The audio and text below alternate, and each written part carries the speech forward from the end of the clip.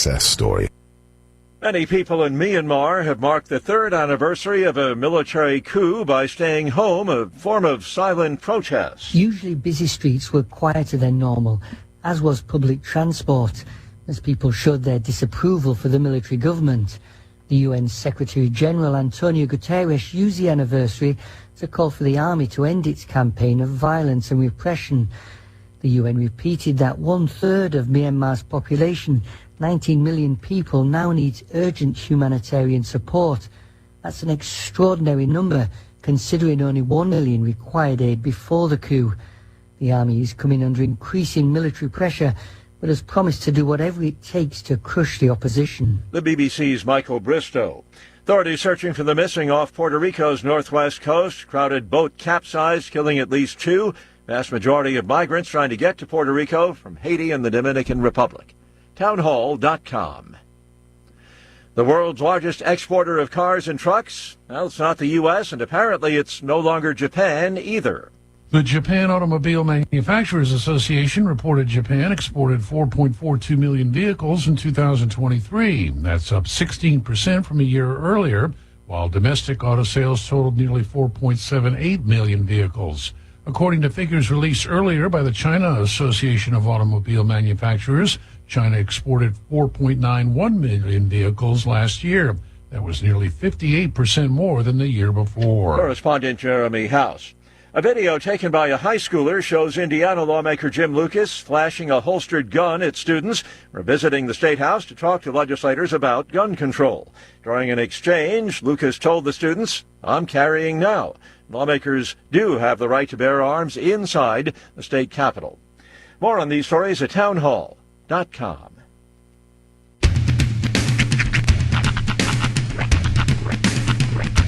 What in the wide, wide world of sports is going on here? I promise you, whatever scum did this, not one man in this force will rest for 1 minute until he's behind bars. Now let's grab a bite to eat. Yeah, come on. I feel the hot wind on my shoulder and the touch of a world that is older. I hit the switch and check the number. I leave it on and then I slumber. I hear the rhythm ringing through it. Flamenco guitar and cumbia music. I hear the talking of the DJ. The travel listen, what does he say? I'm on a Mexican radio. I'm on a Mexican radio. Broadcasting live from high atop the J.P. White Building in downtown Roswell, New Mexico. It's Mornings with Mike Winters on 106.5 Roswell's Talk FM. Is that what I sound like when I talk? Now, here's your host, Mike Winters.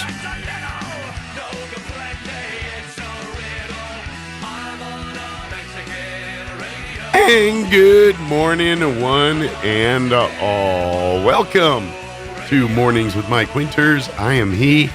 That would be me, Mike Winters. Happy Thursday, everybody. Dude, yeah. You're like right there. Yeah, it's some days it's sometimes it's better than others, and then it's that annoying phase where it won't quite get perfect. Just hanging. Well, right until you said like the Y in happy, you were like spot on. Yeah. Well, starting out it gets a little, but yeah, it's almost there. I feel like I'm gonna wake up one morning and it's just gonna sound normal. That's what I'm hoping. Or one good, just like pork.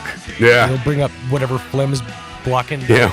I'm waiting for like 3 of those Mucinex guys to roll out and it'll be good. I always think the Mucinex guys and the Dermatophyte guys from the foot or the nail fungus commercial should get together and form like a super gang.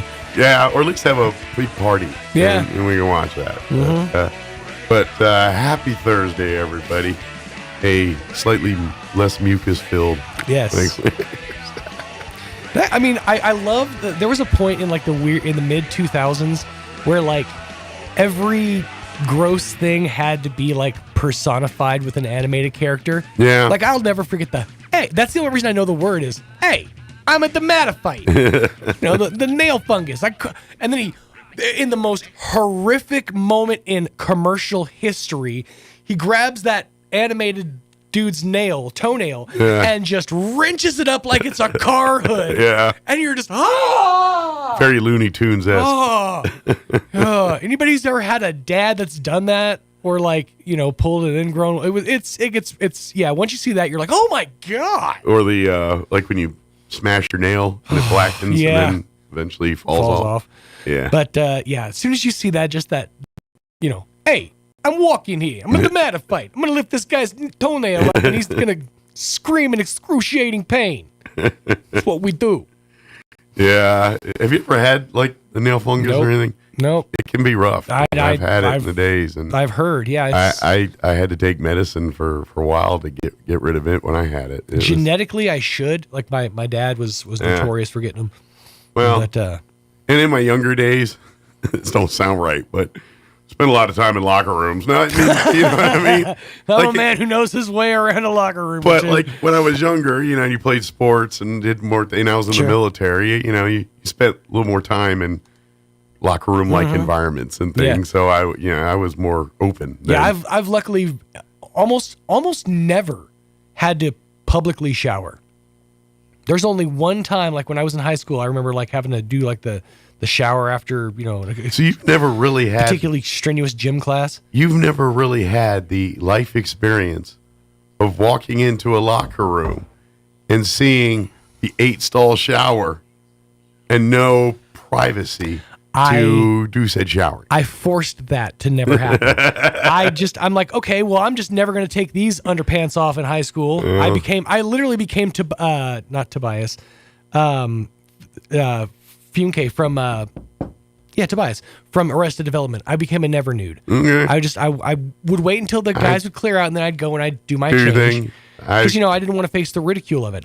The one time I did have to do that was when we went to LA for a mission trip, and the showers were communal. But I remember wearing shorts and shoes. It's the most dressed I've ever been for a shower in my life. To be honest, the shoes are probably smart. Shower shoes is a good idea. 100%. Anytime you're dealing with a bunch of naked people bare feet walking around. To prevent the dramatifights. But yeah, no, I've luckily never. That's one of the things in life that I've never had to subject myself to or experience. Yeah. I didn't play team sports growing up. I was in band. There's not a lot of communal showers. Now that I sit and think about it, I spent a lot of time in a room with a bunch of naked dudes showering. I mean, in between scouting, because in Boy Scouts, I worked at summer camps for the summers. Yeah. For 4 or 5 years there in my youth. And that was a big open shower. Now sometimes I had it to myself, but that's exactly what you do. You pick your spots. Yeah, but then I worked on staff and everyone's off on Sundays. So when the kids go and the kids leave, they kind of all hit the shower. It's like, you know what I mean? Yeah. So it's kind of... That's the danger zone right there. Like, I'm going to go grab a shower. Like, the kids are in there. Okay, cool. I'm never going to shower again. And then I was in basic training, which, there's no such thing as any kind of privacy in basic training. Oh, heck no. And, I've had experiences in life where I've hung out in communal showers. And I've had to use bathrooms. Yes. That did not have a toilet. At least not the toilet you and I think of. Right. So, I mean, life experiences. But point of that was I have showered nude with other men. One of the more fun experiences of my life is digging my own latrine, like when I was in Scouts.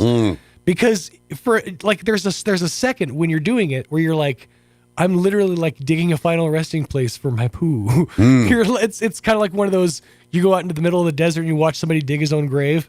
You're doing that just for, human waste. Yeah, usually it's a Clint Eastwood movie or something, right? But yeah.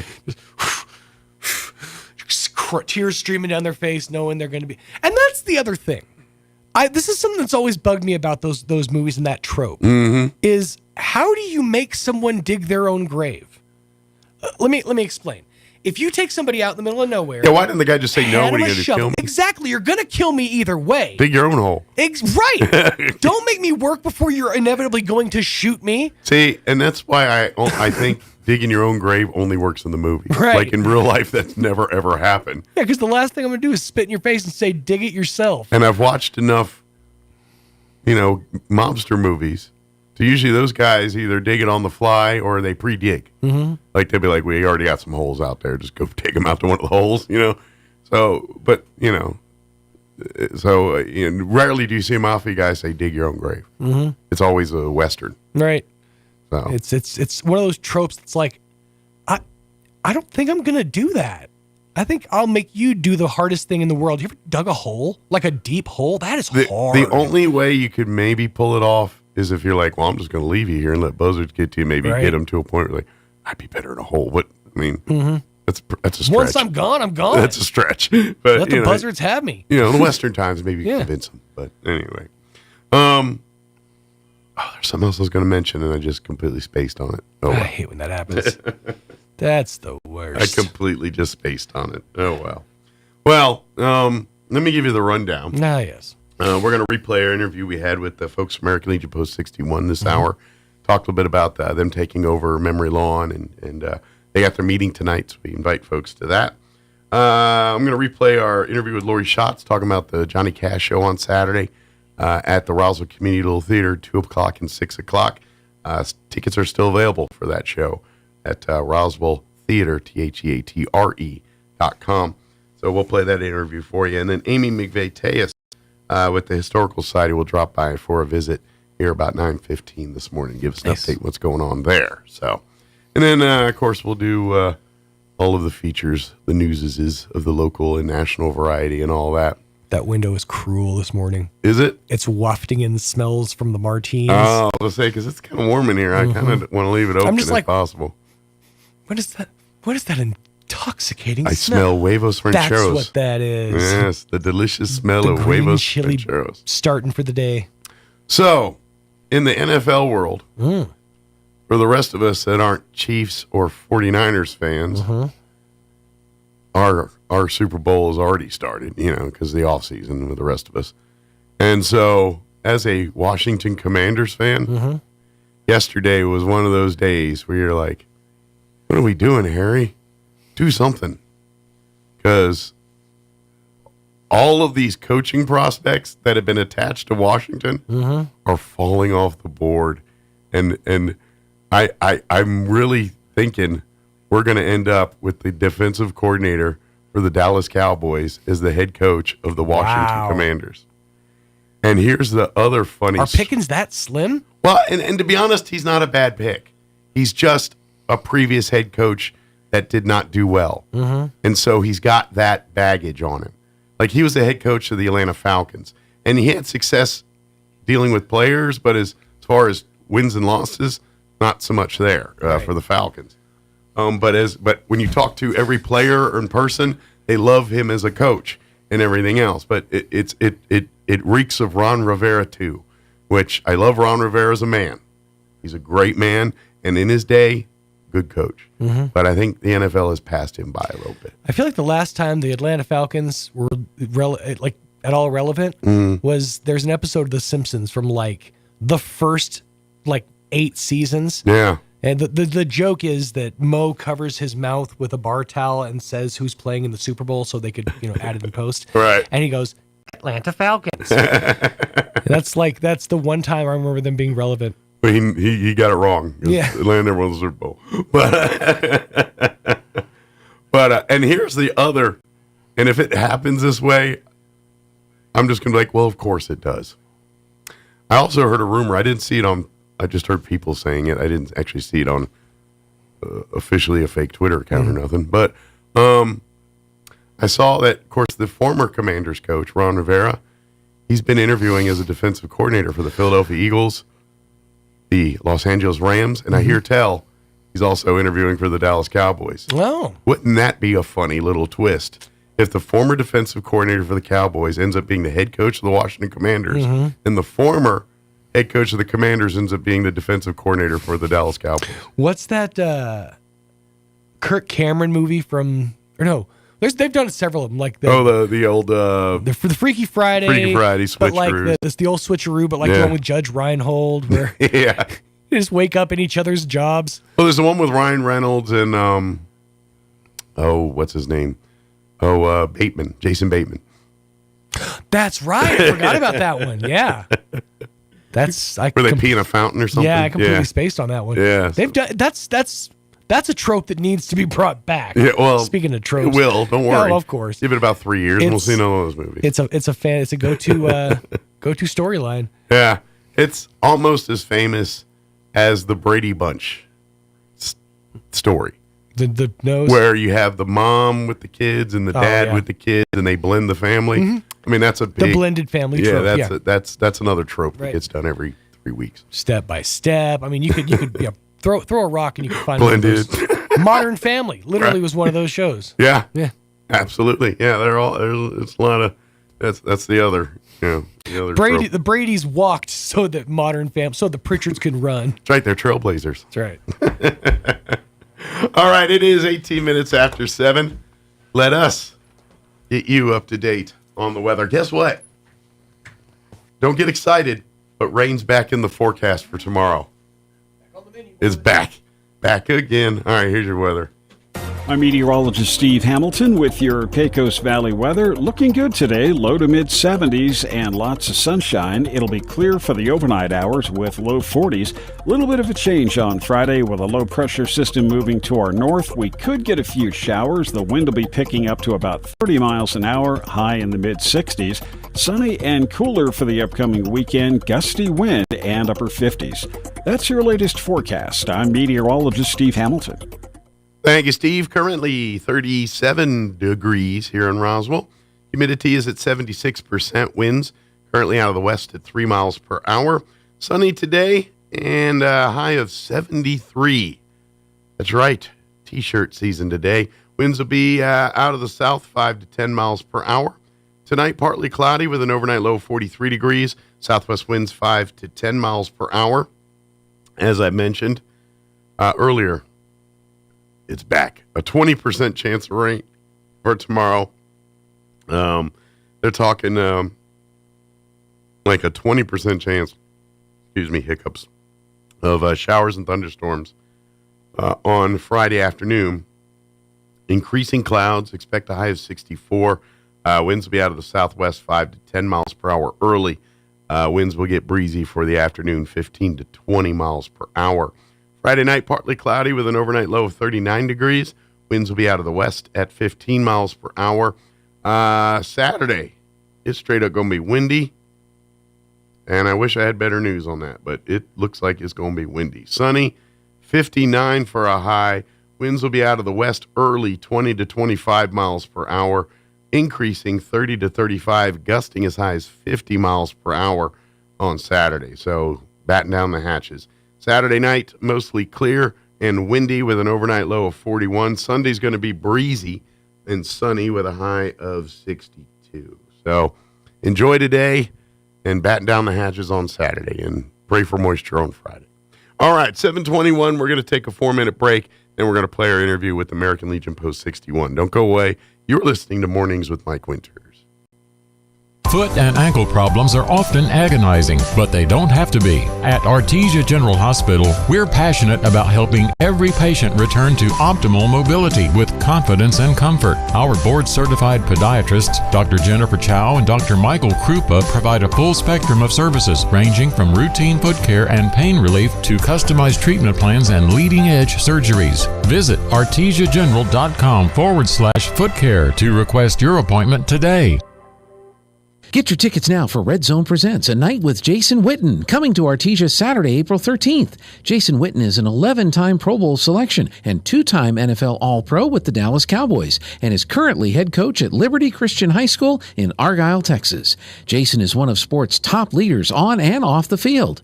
Tickets are free, but you must have a ticket to enter. To get your free tickets, contact the Artesia Chamber of Commerce. This invitation courtesy of H.F. Sinclair. Excited about Jason Witten coming to Artesia. Garlic has been around for thousands of years and is one of the world's favorite seasonings. Without garlic, most of our food would be dull and boring, kind of like watching C-SPAN. Hi, this is Jim Gill from Roswell Seed Company. If you like to cook and like to grow things, you ought to try growing your own garlic. Come by Roswell Seed Company and we'll show you how.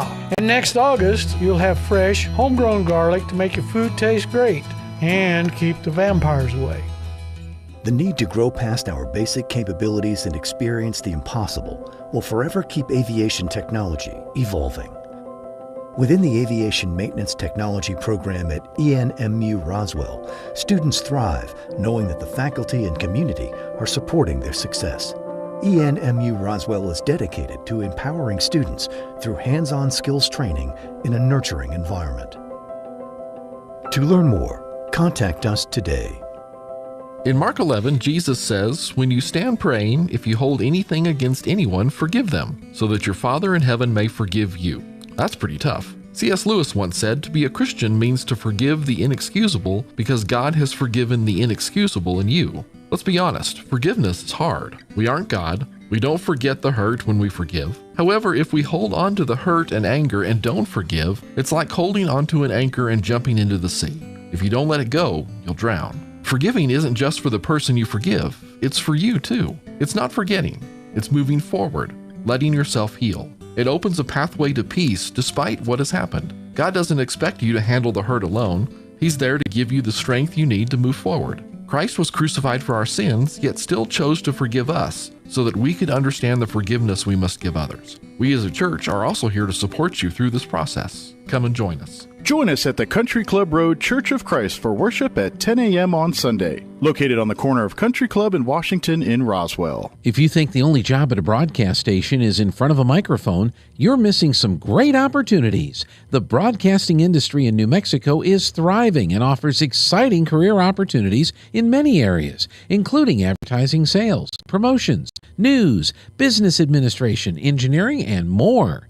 Learn about these career opportunities by visiting the New Mexico Broadcasters Virtual Job Fair beginning Monday, February 5th and running through Friday, February 9th at broadcastersvirtualjobfair.com. This job fair will provide information about jobs available in the broadcast industry, as well as specific positions here at Pecos Valley Broadcasting Company. You'll have the opportunity to apply for great jobs online and begin your career in New Mexico's exciting broadcast industry. Minorities and women are strongly encouraged to visit. Stop by the New Mexico Broadcasters Job Fair, brought to you by Pecos Valley Broadcasting at www.broadcastersvirtualjobfair.com. Here's a Mornings with Mike Winters fun fact. U-Haul is the world's largest advertiser in the Yellow Pages. Too bad millennials don't know what the Yellow Pages are. Here's Mike Winters. And good morning. It is 22 minutes after 9 o'clock, and joining us in studio this morning, Don and Lizzie with us from American Legion Post 61. Good morning, guys. Good morning, Mike. Good morning, Mike. Good morning. How are y'all doing? I know I talked to you guys on phone, but our last meeting we were all sick or out of pocket, so we literally did our last meeting via phone. So we had a fun time there. So technically, I haven't seen these guys in a while, but actually tomorrow. I just realized tomorrow's the first. We got a meeting tomorrow. Dang. That's right. I just realized tomorrow. Good morning. Good morning. Yes. How you doing, Mike? But actually though, in all joking aside, since the last month we talked to you guys, a lot has happened with the American Legion Post 61 family. Yeah. Oh my gosh! Yeah. Even making the news in some circles here. That's right. But if you have not heard, right around just after the new year here. American Legion Post 61 has taken over ownership of Memory Lawn Cemetery. We are now the stewards for that cemetery. So if people need its services, you need to be buried there, or if you need, you've got someone there and need work done or whatever, got an issue with Memory Lawn, we are officially taking over that. And fill in the parts I'm going to mess up here, but basically the owners that owned Memory Lawn, they bought it in disrepair a couple of years ago, and they kind of took over after receivership, is what I was understanding. Yeah, and so we partnered with them then, and we're helping to clean up and take care and kind of being stewards for that, and they would give us money and work with us pretty faithfully. Oh yeah. Well, unfortunately, we lost that man. He passed away here about a year or so ago. Yeah. And his wife was managing the property and his assets.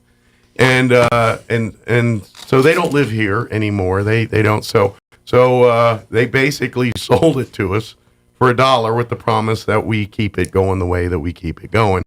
And we said, will take that challenge. And Yes. you know, after some deliberation and faith and talking with some lawyers and people of legal mind, we decided to pull the trigger on that one. So it is official now. For a little less than a month, American Legion Post 61 family is now the keepers of Memory Lawn Cemetery. And so we are excited and happy to do it, and we're so glad that we're able to keep the importance and significance of that cemetery back in the public's eye.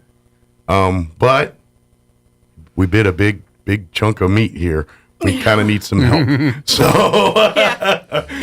if you would like to continue to support, I know there's been some great people that have been faithfully donating money for the upkeep of that facility, Yes. or for various needs for that place. Oh, yeah. We've got big plans for it. For not only do we want to maintain it, but we want to add to it Yes. and And give improve it. more things and more reasons for people to come out to the cemetery and pay their respects and honor those that that's what a cemetery is for. It's there to honor those that we've lost, and we want to respect that and keep it going. Right. Whether they're military or not, we want to do that. Our new sextant, who is handling the graves, Yes, is Laura Gonzalez. yes, And she's she- agreed to kind of keep going. She's the one with the knowledge and the know-how of how Right. to do the purchasing plots and doing. We didn't exactly have a bunch of people that were in the buying of cemetery plot business, so we had to learn that a little Oh, bit. no. I'm trying to learn as I go here. Yeah, exactly. Which Lizzie's been kind of helping out on that side of And things. she's starting to learn the whole thing too. Yeah.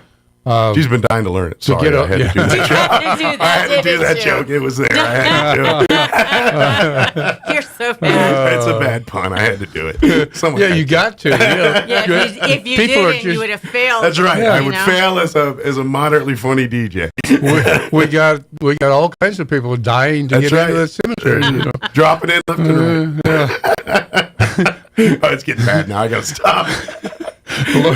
Laura is mobile. She can be reached. If you need something at the cemetery, you want to set up a plot, you Yes. want to start doing things with her, she's at 575. Wait a minute, let me get my glasses on here. 575-500-2497. Very good. And she Call if can help you out. If you are needing funeral arrangements or needing, if you would like to Buy get a plot there or something yeah. like that. And please let us know if it is a veteran and there's special Yes. needs or services there. We can, as an American Legion post, we do can that quite accommodate. often for veterans and resources. Yep. So that's something we've been doing even before we own the cemetery here. Right. So Yes. so Right. we can help out still with all. That's that. a Legion thing. Yeah, anyway. that's just what Legionnaires do. So, That's right. yeah, that's Right. part of our And seeing as our we core. have 297, let's just round that up to 300. Yeah. Seeing as we have very nice 300, that's 300 flags to put out on Memorial Day. And would like it to be 300 wreaths across America. That's right. I too. was just Yes. We're gonna say getting that. more of It them was- there, but not quite. So Yeah. So we didn't get quite as many this year. yeah. But And again, thank you to everyone that came out. That's the thing I loved about that whole Oh, thing. gosh, Is yeah. the day that we do it, I saw a bunch of people that weren't part of our Legionnaires. They were they heard Yeah, on the they just radio came out to help. or Yep. they said, you know what, this is something, man. And to me, that's the best part of this whole thing. I mean, honoring the vets, the wreaths, all amazing, but to see the families and the young kids out there putting the wreaths and the parents talking I'd to their find them. I love that. And the kids would, Yeah. bend down. I mean, like, I'm not stupid. Yeah. They're going to bend down. Great. They're closer to the ground. Yeah, exactly. Use their youth to advantage, but they get the moment. They understand what is going on, and you're Yes. explaining it to them, and they're learning a little bit about the cost of what it takes to be an American, and that to me is what I love so much about it, and showing those young people the role of the veteran and why a veteran is. have taken our scouts out to Bitter Lake because there is a scout camp out there. And they do Now, service projects and work out there yes, that scout camp was devastated during that big flood last year. So we do need to get the scouts together and do a little cleanup out there so we can continue on doing. I our- would gather if there's any youth out there that are looking for an Eagle Scout service project to do for their Eagle Scout rank, which is a requirement to achieve the rank of Eagle, I would imagine the fine folks at Bitter Lake Wildlife Refuge might have a few projects to put on your radar to organize, plan, and execute. We not only have the Bitter Lake would love that because there have been a couple of Eagle Scouts who have done things out there in the past. And then there's one other place that we could use the help of an Eagle Scout in designing and helping us fund a Blue Star Family Monument. Gold Star. I'm sorry. It was your idea. I know. Gold Star Family Monument. Yes. At the Memorial Lawn Cemetery. Yeah, Memory Lawn, absolutely. That again, like you said, part of our future plans is, and that was kind of in the early talks, even before all the taking over went down. Yeah, we had thought about it long before that. And so, so again, we're still in the planning and stages, and that's probably on step 70, and we're only on step 3 right now. But could be if someone's got the gumption and ready to tackle this project now. And it's a Scout, because I know it takes a while. It does, and if for folks that don't know, Eagle Scouts and people trying for that know, this Eagle project, what it is it's the biggest thing for the Eagle to get to Eagles. Probably the biggest requirement for them to meet is they have to do a service project. They have to plan it from the get-go to the completion, as far as coming up with the concept, organizing all the logistics on who, what, where, when, how you get materials. How you and funds yeah, because you can't just cut a check for $1,000 and say I'm going to buy a bunch of trees and boards and build something.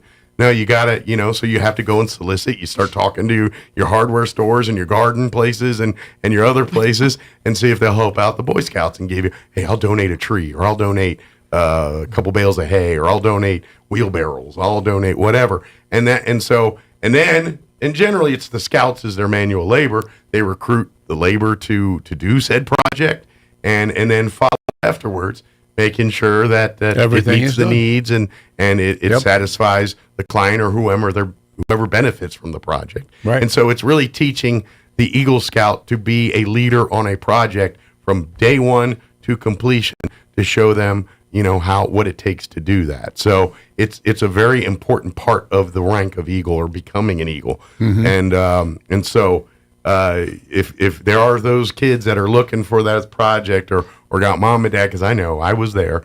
Done your Eagle project yet? You got an idea? No, mom. No, I have no dad. If you're kind of like, you need to get on. If you're the heat's getting turned up on you a little bit about it, reach out to Don or the folks at Bitter Lake, the friends of Bitter Lake, or come by the refuge and talk to Steve or any of the folks out there. You can call me on either one, Bitter Lake or Memory Lawn, and and vice versa. Projects out at Memory Lawn. I'm sure we can find some for Eagle Scouts out there too. Oh yeah, it's just us out there. I mean, let's face it. Memory Lawn looks 1,000% better than it did 4 or 5 years ago. Yep. But it is nowhere near where it should be.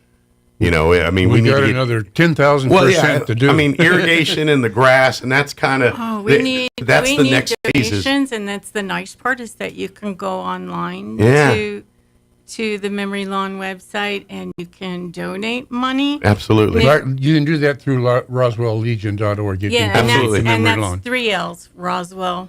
Yeah, if you see 3 L's in the middle, that don't look right. It's right. Yeah, I found out that when I said that to Commander Lee one morning, I said, God, that's 3 L's in a row. And he never said anything. And then he started using that. And so he owes me a quarter. That's right. At least take you out to dinner or something. Well, we got to get him back here first. That's right. First thing first. We'll get him here. And then they'll put him on the loose their dinner here. Yeah. But again, RoswellLegion.org is our website. Go there if you want to learn more about Memory Lawn, the scholarships. Oh my gosh, you can learn about just about everything there that we've spoken about today. Absolutely. And of course, if you want to be more involved, if you're interested in becoming a Legionnaire or an auxiliary member or a son. Or if you don't think that you have a family connection, check with us. Absolutely. If you think, hey, well, I have a relative was in, come to the meeting tomorrow. We might just ask you the question you didn't think to ask yourself. Absolutely. Right. And to be honest, we do have a few people that don't qualify for Legion, but like to volunteer and work with us, and we absolutely love that. We love that. They Yeah. help out, Yes. you know, because we do our meetings first Thursday, but usually, and it's mostly auxiliary, they meet every Thursday working on projects. Yes, Whether they it's do. the charity bears to give to our first responders, or the Quilt of Valor, or any of the, you know, each time there's a different project. Now we're making Or the wreaths for the Space Force, for the Air Force, all the Okay. different. You Yeah. remember seeing those Yep. on the corner of the table? Well, Joy is heading that up because Nice. I'm not a crafty person and I'm not allowed to touch glue. No glue for Lizzie. That's right. she glues her fingers together. Shush. Sometimes I let her play with the Scotch tape, but only if she's supervised. So Joy's heading that up for us, and we started practicing, and we learned a few things. Good. And learned some things not. So. Well, so if you want to get, maybe you want to get a little, or you are crafty and want to, you know, Yeah. spend a night doing craft. And Yeah. quite frankly, you maybe reach the mark of items in your house that people will let you. Well, for the love of God, you cannot There you make go. any more blankets and leave them in the house here. There you If you're go. in that situation, come Yes. join us Thursday night. And you can create for the Legion. And So that right could be now we're doing the wreaths so that we can have that, hopefully, oh my goodness, that we have them ready for Memorial Day. Right. We're out at Memory I know Lawn. that seems a while away, but it's I not. know It's just around the not. corner. February's Because tomorrow. It's only three Thursdays I know. a month. Summer will be here 'Cause the next week. fourth one is Yeah. for meeting. That's right. Summer will be So- here like next week. It feel like. So. And Yeah. like she said, we're there every Thursday. Mhm. The Scouts are also there every Thursday. That's right. Cub Scouts. So if you want to come any meet, Thursday night, 6:00, come by. And, talk Scouts and Now Legion. you'll find the door closed, but that's because the church has requested that the door be locked. Yeah. Myself or someone else will be. And we down usually have a there sign at out six. for you say call or if you need to get in. We need to work out how to move that sign. I don't have muscles. Gotcha. I know. But we'll figure it out. Yeah, but Yeah. there's always someone. Our phone number is 575-268-0220. Again, 575-268-0220. I took this off of the door sign on the truck. Ah, So this is it. it's official. According to the magnet. Well, that'll goes through Commander Lee. That goes through the Google site. Okay. So it does come to me. Okay, you get it. Okay. Okay. It's supposed to. Yeah, now, That's right. As Well, if it an, comes al- to Lee, You're Lee. free to test it. as an alternate number, they Yeah. can call me as well. 575-495-3325. You can always call the radio station here if you don't have those numbers, and I'll make sure you get in touch At with Don 6 or o'clock Lee at or night? Lizzie or Yeah. whoever. I will get it Yeah. to. No problem. My number not only handles Legion, but you can talk to me about Bitter Lake. You can talk to me about Alzheimer's, Mhm. and you can talk to me about veterans transportation. Yeah. We just had Megal on early this week here. Yeah, I they're heard- desperately looking for volunteers. Oh yeah, If you can we need serve. a lot more drivers for Yeah. that. For the And it's great work. And, drivers. And don't forget, tell your friends that live down in Hagerman, Dexter, Lake Arthur, Artesia. We need drivers all over the southeast New Mexico. Yes, we do. Because not all of our veterans come out of Roswell. Sometimes they come Right. out of Lovington. we even or need one Artesia. out in Carlsbad and Hobbs. Very good. So, Oh my goodness. and they travel. They'll be taking veterans appointments. Could be as close as Artesia, but could be El Paso, Albuquerque, Lubbock. I imagine you probably even have one or two go Tucson or something like that every once in a while. I don't know. But we haven't, but yeah, we could. They travel. And We do so- go to El Paso and Alamogordo, Mhm. Las Cruces. Alamogordo, that's one I forgot. Yep. So Yeah, they So again, if you go to our Facebook and you'll see the interview and you'll find a link to all the stuff there too. So good deal. Well, thank you guys. Appreciate it. Oh my goodness. It's we almost kept 10 you a long o'clock. time. Forgive me. We're gonna make it. We're gonna do it. We're good. Clay Buck hasn't started yet, so I'm not in trouble. So we're all right. But thank you guys, and we'll see you tomorrow. Thank you for having us. So come See you on, tomorrow Roswell. See you tomorrow night. So tomorrow, RoswellLegion.org. That's the website. You'll find everything there. Yes. Oh, good deal. All right, 9:57. Let's do news and maybe one more thing before they kick me off the radio. Don't go away. Now for your Representatives endorsed an annual budget plan Wednesday that extends but slows down a spending spree linked to a windfall in income from oil production. The House voted 53-16 to send the spending plan to the Senate for consideration and likely amendments. The bill would increase annual general fund spending by about $620 million to nearly $10.2 billion. That's a 6.5% boost for the fiscal year that runs July 2024 to June of next year. Also at the state capitol, lawmakers have introduced two bills that would provide about $10 million to support improvements at the Roswell Air Center. That money would be used to, quote, host air racing events. Senate Bill 199 is being sponsored by Senator Greg Nybert, who represents Chavez County. Roswell is competing with other cities to be named by the Reno Air Racing Association as the new site for the 2025 air racing event. You're up to date. I'm Jared Sorello. If you have kids in the family, chances are that they play Roblox or Fortnite. What you and them don't know is that there's a dark, scammy side that's getting more extensive and sinister. I'm Kim Commando, America's Digital Pro. Get this, Roblox has over 70 million users every day. Fortnite has 30 million. In that huge crowd, there are a few bad apples, and here's what they're up to. In both games, players can use real cash to buy in-game goodies. That means cool outfits and accessories that the kids really want. And the scammers, they know it. So they sneak into the chats in Roblox or Fortnite offering free game currency. But here's the catch. In return, they want your kids' account details or to trick them into downloading something shady. So now's the time to talk to your kids. Tell them to never give out personal information to anyone. Set up a system where they have to ask before buying anything. It's a good idea to activate those parental controls. Both Roblox and Fortnite have good ones baked in. Enter to win a $1,000 PC or Mac right now at commando.com/win. 37,000, 25, 1. 3 numbers to remember to get the visibility and control you need to make the right business decisions instantly. 37,000. That's how many businesses have upgraded to NetSuite by Oracle, the #1 cloud financial system, streamlining accounting, financial management, inventory, HR, and more. And this year is NetSuite's 25th anniversary. That's 25 years of helping businesses do more with less. And finally, the #1, because your business is one of a kind. NetSuite offers customized solutions for all your KPIs in one efficient system.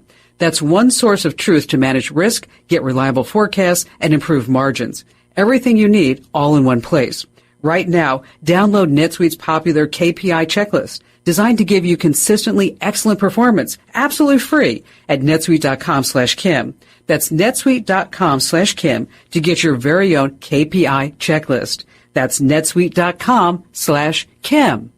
I'm meteorologist Steve Hamilton with your Pecos Valley weather. Looking good today, low to mid 70s and lots of sunshine. It'll be clear for the overnight hours with low 40s. A little bit of a change on Friday with a low pressure system moving to our north. We could get a few showers. The wind will be picking up to about 30 miles an hour, high in the mid 60s.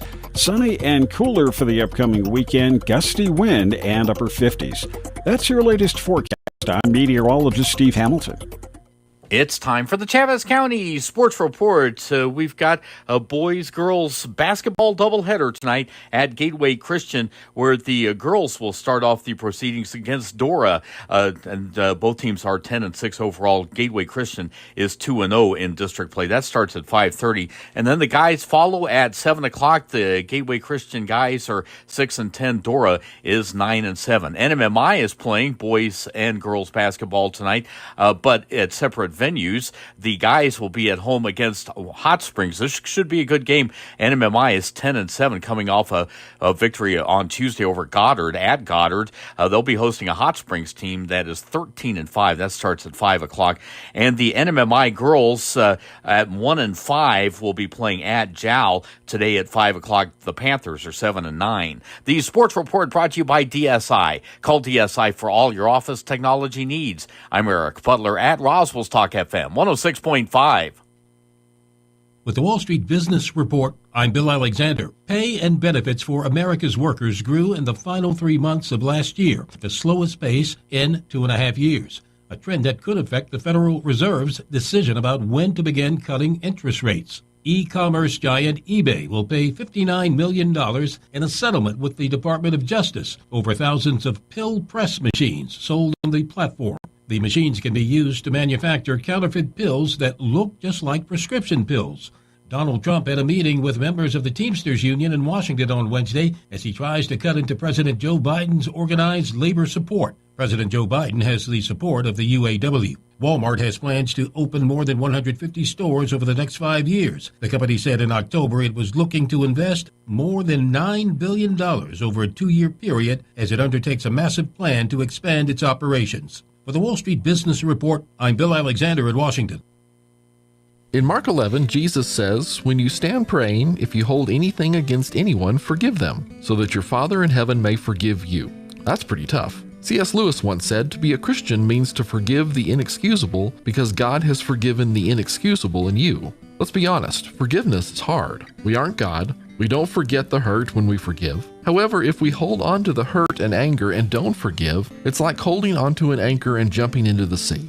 If you don't let it go, you'll drown. Forgiving isn't just for the person you forgive, it's for you too. It's not forgetting, it's moving forward, letting yourself heal. It opens a pathway to peace despite what has happened. God doesn't expect you to handle the hurt alone.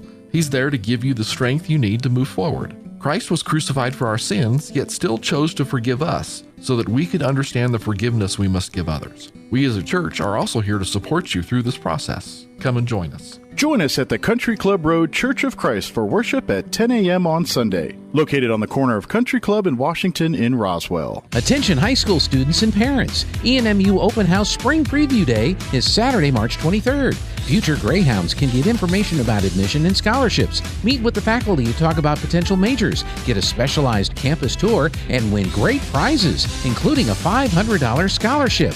Don't miss out on this great opportunity to experience ENMU. Sign up today at enmu.edu/open house. Eastern New Mexico University, student success. That's what we're about. The Artesia Arts Council presents Mr. Ho's Orchestratica, Thursday, February 15th at the Ocotillo Performing Arts Center. Percussionist Brian O'Neill leads a team of 5 musical creators. Mr. Ho's Orchestratica renders O'Neill's original compositions and curious arrangements of Bach, Gershwin, Shostakovich, and John Adams into cinematic layered music for armchair travelers ready to journey off-road. Tickets on sale now at artesiaartscouncil.com. Don't miss Mr. Ho's Orchestratica, Thursday, February 15th at the Ocotillo Performing Arts Center. Ad paid for by Artesia Lodgers Tax. Check out some of the bargains you'll find this week at your local Farmers Country Market. Select gallons of Food Club milk are $2.99 each, and select varieties of Banquet frozen dinners are 2 for $3. In produce, Roma tomatoes are 99 cents a pound, and large cantaloupe are $2.99 each. In the meat department, family packs of country-style pork ribs are $1.79 a pound, and backpacks of whole fryers are 99 cents a pound. These are just some of the savings you'll find this week at your local Farmers Country Market. Attention Roswell, Carlsbad, Artesia, and all of southeast New Mexico. The University of New Mexico wants you. UNM is ranked in the top 1.5% of all universities in the world, and the only Research One university in New Mexico, with over 200 academic programs and endless opportunities. UNM is truly a world-class university. Define your future at the University of New Mexico, and UNM has increased the number of scholarships for 2021, so now is the time to apply. Apply today at unm.edu. Now accepting applications from Southeast New Mexico. Here's a Mornings with Mike Winters fun fact. Turtles can breathe through their butts. We imagine you know some people who do that too, because that's where their heads reside. Here's Mike Winters. And good morning. It is closing in on 7:52. Got a few minutes before news at the top of the hour here. Next hour, we're going to play our interview we had with Lori Schatz from the Roswell Communal Theater this Saturday night, and afternoon, I should say. Big show at the Roswell Communal Theater, an intimate portrait of Johnny Cash. 2 showtimes, 2 p.m. and 6 p.m. this Saturday at the Roswell Community Little Theater. Tickets are available right now online. Excuse me. If you go to Roswell Theater, theatre.org, and you can go get tickets there. They have VIP tickets for $45, general admission seating for $35. If I were you, go ahead and get the VIP for $10 more. First off, you get and this is the one that it's not really, because you get better seating, but it's at the communal theater. Every seat's great. I mean, even if you're in the very back, you got a great seat for the show. So, I mean, yeah, you get close to the front, so that's a perk. But the real perk for the VIP is you get refreshments and things, and like there'll be an intermission. You can go and have a drink or nosh on some food, and there's that stuff. So for $10 more, you get treated a little bit, VIP like. So I would say go ahead and $10, and it's a fundraiser for the communal theater, paying for that roof and everything. So you're going back to a nonprofit by spend an extra $10 to help out. Plus, Lori, there's a family that's dealing with the mom has cancer. She's only 35. She has like stage 4 intestinal, I believe, or colon cancer.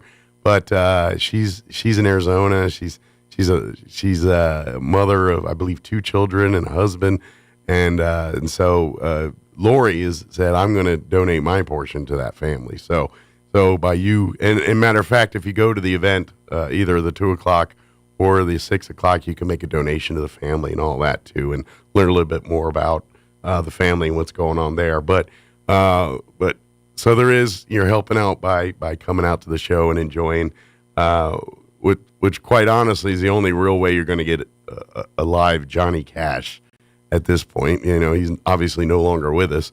And so, and this man is a complete Chautauqua of Johnny Cash. So this is the best thing you're ever going to get to live Johnny, without Johnny. So get your tickets, RoswellTheater.com, TheATRE, and they'll be available. We'll call. Tickets will be available at the door.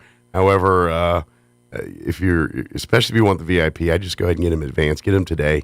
And that way you don't have to worry about them being available on Saturday. So just wanted to point that out. Other thing I wanted to mention, I saw a show that I love, and I knew I was going to love it because it's got a little precursor on it. But on Apple Plus, they introduced a new series called Masters of the Air. And if you love Band of Brothers, if you remember the Band of Brothers with Steven Spielberg and Tom Hanks, the HBO miniseries about World War II, there's the Pacific, which kind of dealt with the Pacific Theater and Iwo Jima and all the battles of the Pacific.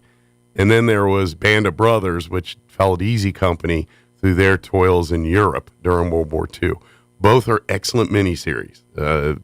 Probably one, I don't know for sure, but I think they won a bunch of Emmys or whatever for them. But Spielberg and Hanks they're not in the show, but they're producers and whatever, just, the Amblin Entertainment and Playtone, which is Tom Hanks's little company. That's who did this. And it's basically Band of Brothers, but this time it's following the 100th, I believe, B-17 Flying Fortress group during World War II. And so it's all about the air crew, the B-17 Flying Fortress air crews. And so each and I've watched the first 3 episodes are up. They when they dropped it, they dropped the first 3, and I think they're going to release them episodically after that. So see, episode 4 should be coming out here in the next couple days, I'm thinking. Okay, so I saw this. Okay, so I saw this advertised. Yeah. And I was going to tell you about it, but I thought it was kind of like, it looked kind of cheaply made, or it is not. Just from the poster I saw. No, it is intense, and it is well done. It's very. If you've seen Saving Private Ryan or any of the Band of Brothers, it's very much in that same vein. It looked kind of red boxy to me, like it's theatrical. Yeah. They made it look just like Band of Brothers with kind of the open landscape theatrically. I haven't seen any scenes or footage of the movie. It's the same thing. It's shot the same way. It's just series. If you liked Band of Brothers, if you like the Pacific, you were gonna slip right into this, and it's and I've only seen the first 2 episodes, but I'm hooked, line and sinker. Love it. I'm already invested in the characters. I'm already invested in the story. It's really good and they do a good job of making the war personal. Yeah. And that's what the Band of Brothers, like, it followed Easy Company. And so the characters of Easy Company, that were based on actual people from Easy Company. I think some of the officers are legit, the names and everything and personalities. But when you get to some of the GIs, the sergeants and lower ranking officers, they're probably amalgamations of real people, I'm guessing. But they do the same thing with Masters of the Air. They kind of pick it up at the beginning where they follow these guys that were kind of just graduating combat school and everything and are about to ship to Europe for the big fight. And so they're going to defend and help Britain defeat the Germans. And so it starts there, and then it kind of follows, like the first episode starts there and then follows some of the guys through their first mission in combat. And then episode 2 kind of goes into their next, bombing run. And so I got a feeling it's following this group, and it's going to kind of follow them through each of their bombing runs until the end of the war, or, I'm assuming these guys make it through. They kind of probably would not give me a whole series about guys that didn't make it through the war. So I'm going to assume they get through it.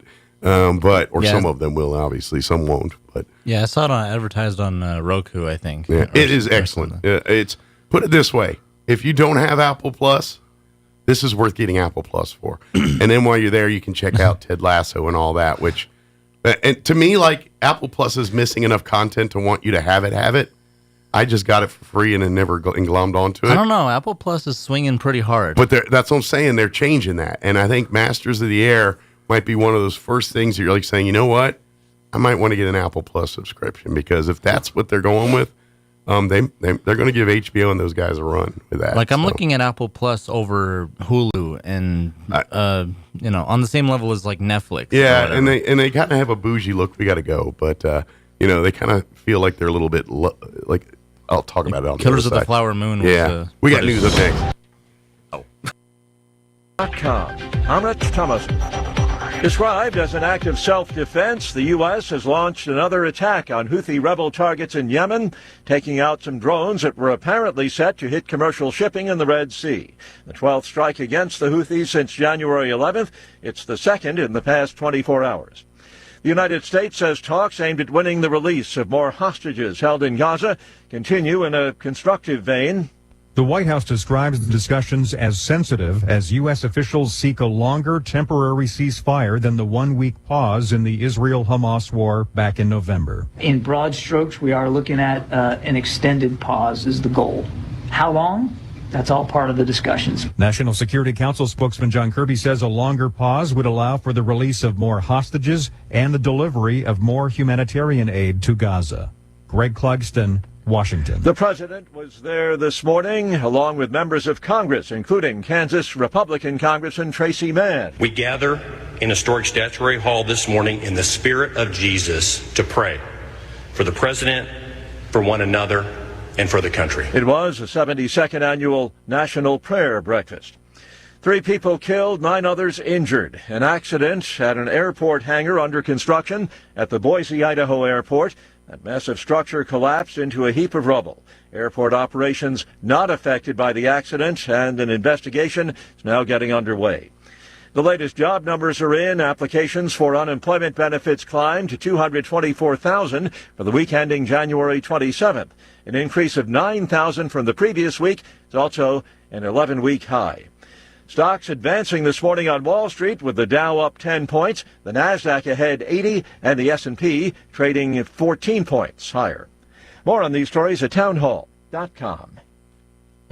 Life insurance. Why are you putting it off? Can't afford it? Too much hassle? Think you don't need it? There's lots of excuses for putting off life insurance. But if you weren't there, who would pay the mortgage and other bills? With Ethos, you could be covered in 10 minutes and boom, family protected. Ethos, fast and easy online term life insurance. Up to $2 million in coverage with no medical exam. Some policies as low as $1 a day. Answer a few health questions and get your free quote at getethos.com. That's GetETHOS.com. This is Dennis Prager, and now a truly exciting new benefit. My monthly online video get-together for Pragertopia Plus members only. For an hour each month, get an exclusive chance to ask me anything. I'll be answering your questions. I've never done this. Submit your questions for me at Pragertopia.com. This is our chance to connect like never before. Go to Pragertopia.com or click the banner at DennisPrager.com. Here's an important message from the Diabetes Solution Center. Do you like pricking your fingers to test your blood sugar levels? No one does, but it's important to maintain your health. And now, by wearing a small remote device called a continuous glucose monitor, or CGM, you don't need to prick your fingers anymore. It's easy to use and helps you make more accurate diabetes treatment decisions. If you are testing your blood sugar 3 or more times daily, injecting insulin, or using an insulin pump, call the Diabetes Solution Center right now. And if you have Medicare or most major insurance coverage, you may be able to get a new CGM at little to no out-of-pocket cost. Shipping is free, and we'll even bill your insurance company for you. If you are testing your blood sugar 3 or more times daily, injecting insulin, or using an insulin pump, call the Diabetes Solution Center right now to learn how to end the painful finger sticks and get your own continuous glucose monitor, or CGM, at little to no out-of-pocket cost. The development of a controversial Alzheimer's drug is being halted. It was once seen as a potential blockbuster in the treatment of Alzheimer's, the drug Aduhelm, but doctors were hesitant to prescribe it given weak evidence that the drug slows Alzheimer's. Aduhelm was initially priced at $56,000 a year. Insurers blocked or restricted coverage, and Medicare imposed strict limits on who could get it. Now Biogen says it will stop developing the drug and end sales, and it'll pull the plug on a study needed for full approval from the FDA.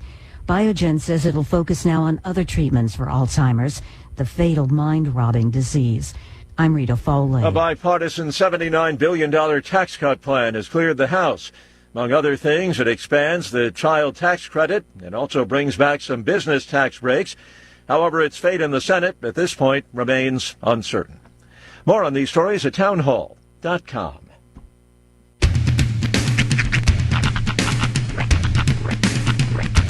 What in the wide, wide world of sports is going on here? I promise you, whatever scum did this, not one man in this force will rest for 1 minute until he's behind bars. Now let's grab a bite to eat. Yeah, come on. I feel the hot wind on my shoulder and the touch of a world that is older. I hit the switch and check the number. I leave it on and then I slumber. I hear the rhythm ringing through it. Flamenco guitar and cumbia music. I hear the talking of the DJ. The Travelician, what does he say? I'm on a Mexican radio. I'm on a Mexican radio. Broadcasting live from high atop the J.P. White Building in downtown Roswell, New Mexico. It's Mornings with Mike Winters on 106.5 Roswell's Talk FM. Is that what I sound like when I talk? Now, here's your host, Mike Winters. And good morning. It is 6 minutes after 8 o'clock. Welcome to hour number 2. The Deuce. Of Mornings with Mike Winters, right here on 106.5 Roswell's Talk FM. Happy Thursday, everybody. Yes, sir. So, kind of finishing my thought at the last hour here, we were talking about that the Masters of the Air, the show that premiered a week ago on Apple Plus. And I was talking about it right before, and it's a 10. Yeah. I've seen the first 2 episodes of the first 3 that's come out. Now, it is a 10. Is this coming from a place of bias? Because of your Air Force background, perhaps history background. Perhaps. I will tell you this, and I said it last hour. If you're a fan of Band of Brothers, if you're a fan of the Pacific, if you're a fan of the movie Saving Private Ryan, then this show is right in your wheelhouse. Okay. It is done by Spielberg and Tom Hanks. Nice. Amblin and Playtone. It's the Band of Brothers team basically making a third installation of the Band of Brothers. Oh, okay. That's what it is. It is a third installation of the Band of Brothers. It's just not on HBO and done HBO style. I mean, it is. I mean, it looks like Band of Brothers. Right. I mean, it's filmed in... So it's docudrama style. Yeah, well, it's not documentary. No, in but the fact. it's done as a drama, but more historically accurate. Yeah, I think the part that's maybe fictitious is the characters. Like some of the main officers, those are all real people and historical figures and things. But I think when you're dealing with the ground crews and some of the flight crews, I think those are probably, as I was telling Roy, probably amalgamations of characters. Like there probably wasn't like the Italian guy. They kind of build it so they're always groups from different walks of life. 13 different people that were in this position as well. I'm not sure if those. Yeah. Gran Turismo did that with the David Harbour character. Yeah. Where he never existed in real life. He was just sort of like an amalgamation. Yeah, of and movies do that a lot, where they'll take basically something that's steeped in history, and then there'll be a character that's actually an amalgamation of three historical figures in there, kind of thing. And so, yeah, that. By the way, that Gran Turismo is a good movie. It's on. Oh, did you actually watch it? I did. I watched it when it came out on HBO Max about a month or two ago. It was really good. I actually enjoyed it. It was really good. But anyway, I was going to say that Masters of the Air completed the trilogy. Well, I don't know because there's so much more you could actually tell in those stories. It's because it's really like, so Band of Brothers dealt with the European theater with Easy Company, and it was kind of following the ground campaign through Europe. The Pacific followed the Pacific theater, Iwo Jima, all those battles, and so forth. So that kind of Masters of the Air goes back to Europe, to World War II, but this time, instead of following the ground troops, they're following B-17 Flying Fortress crews, and they're following the air missions, and they're seeing all that. So think of the movie Memphis Belle, but on steroids, because it is way less Hollywood than Memphis Belle portrays it. Memphis Belle's a great movie. Love Memphis Belle. It's a fun movie, but the fight stuff and all this of that feels more on point. Is they Hollywoodize it up a little bit. What I mean by that is they make the conditions softer than they. So, like, and I was telling Roy about this. For example, in Masters of the Air, they're talking about real harsh conditions for these guys. Like, people either don't realize or didn't know sometimes that a B-17 Flying Fortress during World War II flies high. It is not a pressurized cabin. It's open. There's guns sticking out. It's open. Those guys, it's subarctic temperatures when they're up there. That's why they're wearing them ginormous flak jackets and helmets and all the gloves and everything. Right. Well, in the show, there's a scene where I think it's the tail gunner, and he's sitting there and he's doing something, and he's got his gloves off and he's doing something. All of a sudden, the Germans come in and they're firing. And so he quickly grabs his tail gun to start shooting. He doesn't have his gloves on. He touches the bare metal and instantly frostbites hard time his hands and everything just to do it. And you don't even think about that. That's just some of the in here. Another guy was air sick and he puked in his helmet and it froze like instantly. And he subconsciously put his helmet back on. And about 5 minutes later, puke started coming down. It's because it started melting. Melting, yeah. But that's the kind of stuff they're showing and telling you. It's like, this is what these crews are dealing with. Not just, all right, boys, straight and true. You know what I mean? It's like, no, it's a little different than that. And they show all of that. That's crazy. See, that's the stuff you don't really think about. You're showing the human side and these guys that are, getting freaky on some of this stuff. And it's their first mission and they're getting nervous. And, you always see war movies where it shows the brave guy and no matter the details, he rolls up the sleeves and let's do this. And this is like, no, this is real 18-year-old kids, doing what they're doing, and they're showing it that way in real life. And that's, I think, a big problem with a lot of the war movies, a lot of the war, like, content of the last, like, half century, is when they show these guys, it's a Hollywood problem more than it is anything else.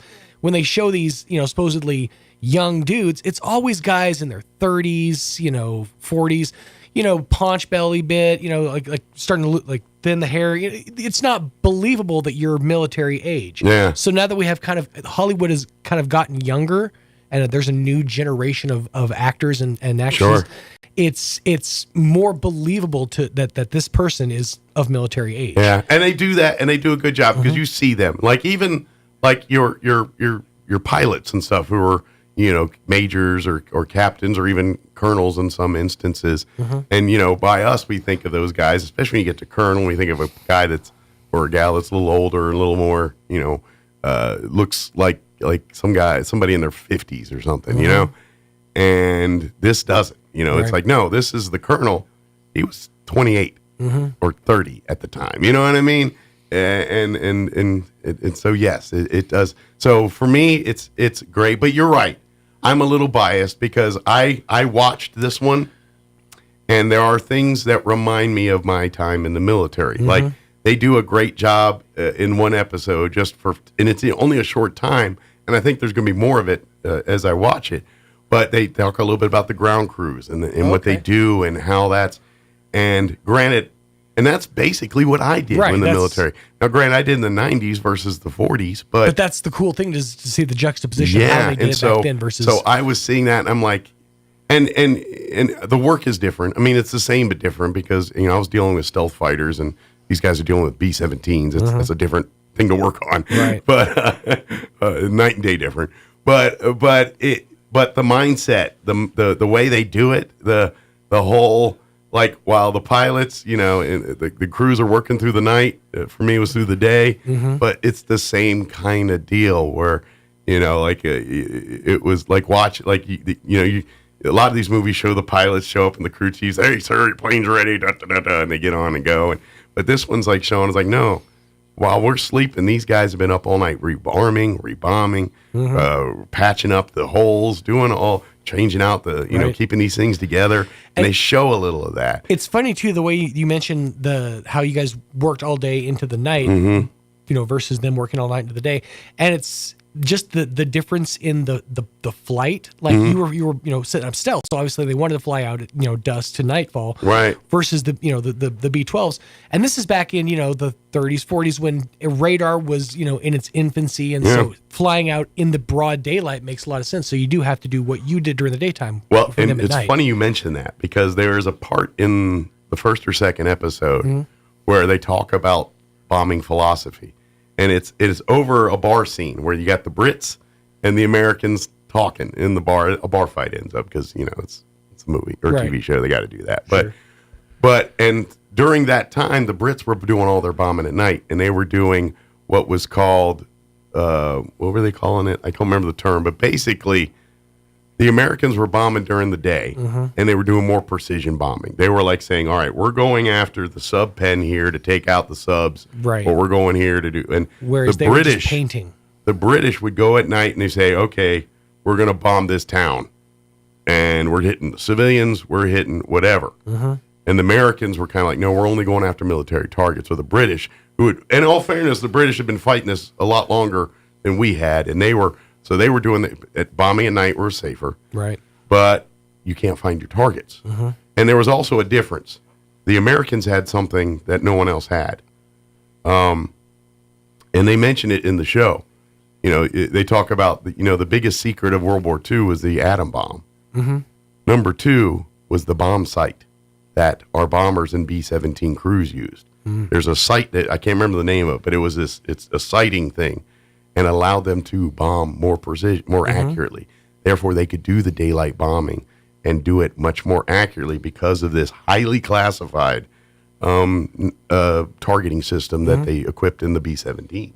Really? And it was very top secret, and very few people knew about the contents of it, even like in our guys. You know what I mean? So there was a difference there, and then some of that. But we had something that they didn't have. I'm like, Navajos. But no, that was and that again, that gets back to the breakthroughs of World War II we now know about. But at the time, that was one of those big deals. Is we got these navigate radar that we can bomb much more accurately than you guys just basically opening the door and saying see you later. It's a good thing that they did a good job with this show because the name is incredibly evocative.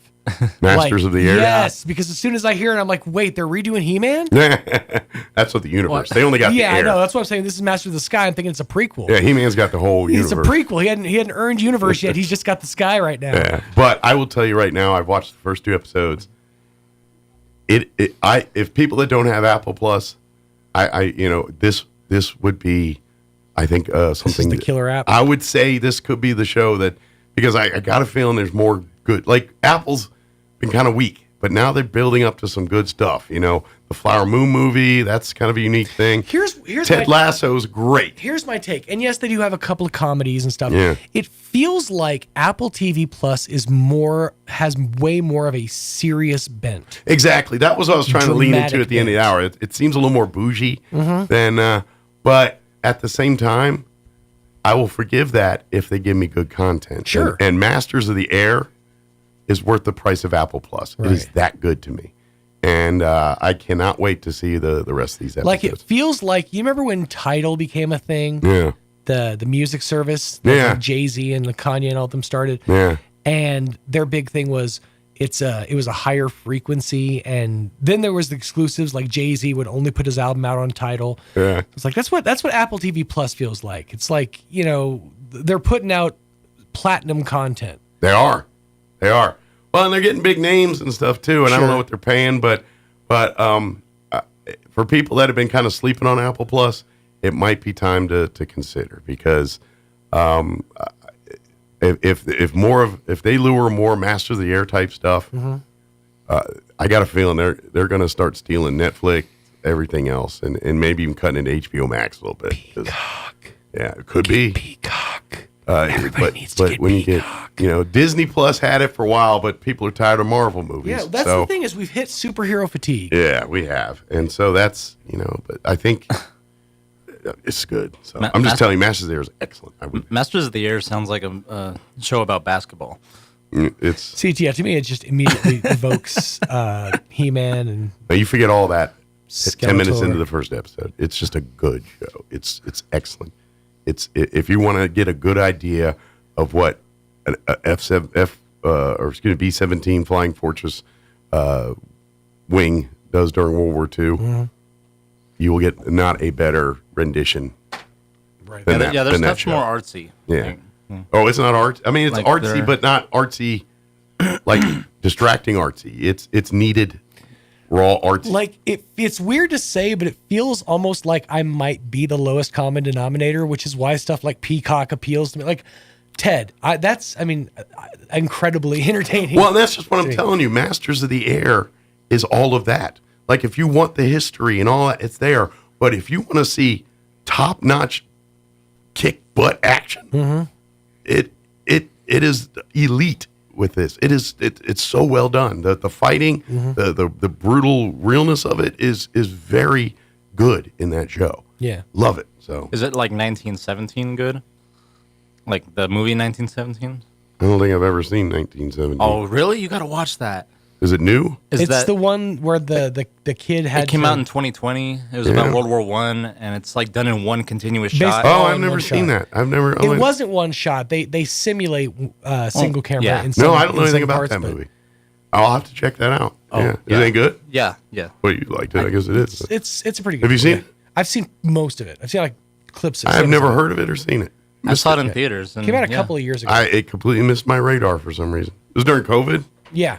That's part of it. And that's but it's right. That might to be realize. part of it. It might have been like right before. Right yeah. before. Right before the theaters left. No, all right. Well, I'll have to check that one out. All right, 8:21. We got to get our hour going here. Here's your weather.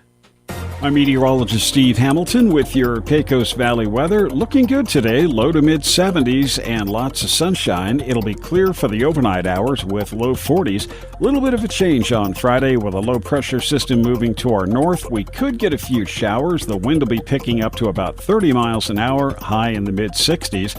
Sunny and cooler for the upcoming weekend, gusty wind and upper 50s. That's your latest forecast. I'm meteorologist Steve Hamilton.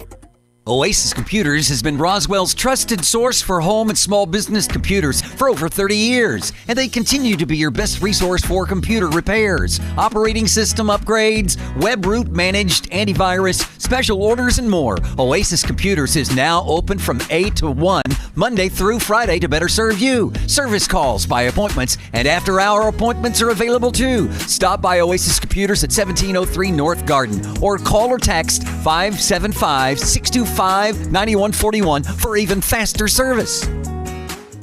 The University of New Mexico offers affordable, top-tier education year after year. The New Mexico Opportunity Scholarship and free application for student aid may provide funding to pay for school. Apply to UNM and learn more about the New Mexico Opportunity Scholarship at admissions.unm.edu. Wakefield Oil Company is a name you can rely on with full service at the pump the way it used to be. You can expect service in just 15 seconds. They offer bulk fuel and oil services and even diesel exhaust fluid. Wakefield Oil Company will deliver to farms, ranches, dairies, the oil fields, and more with dependable service you can count on. So the next time you need service or delivery, go with the name that locals have trusted since 1983. Wakefield Oil Company, 311 South Virginia in Roswell. Let them earn your business. If you think the only job at a broadcast station is in front of a microphone, you're missing some great opportunities. The broadcasting industry in New Mexico is thriving and offers exciting career opportunities in many areas, including advertising sales, promotions,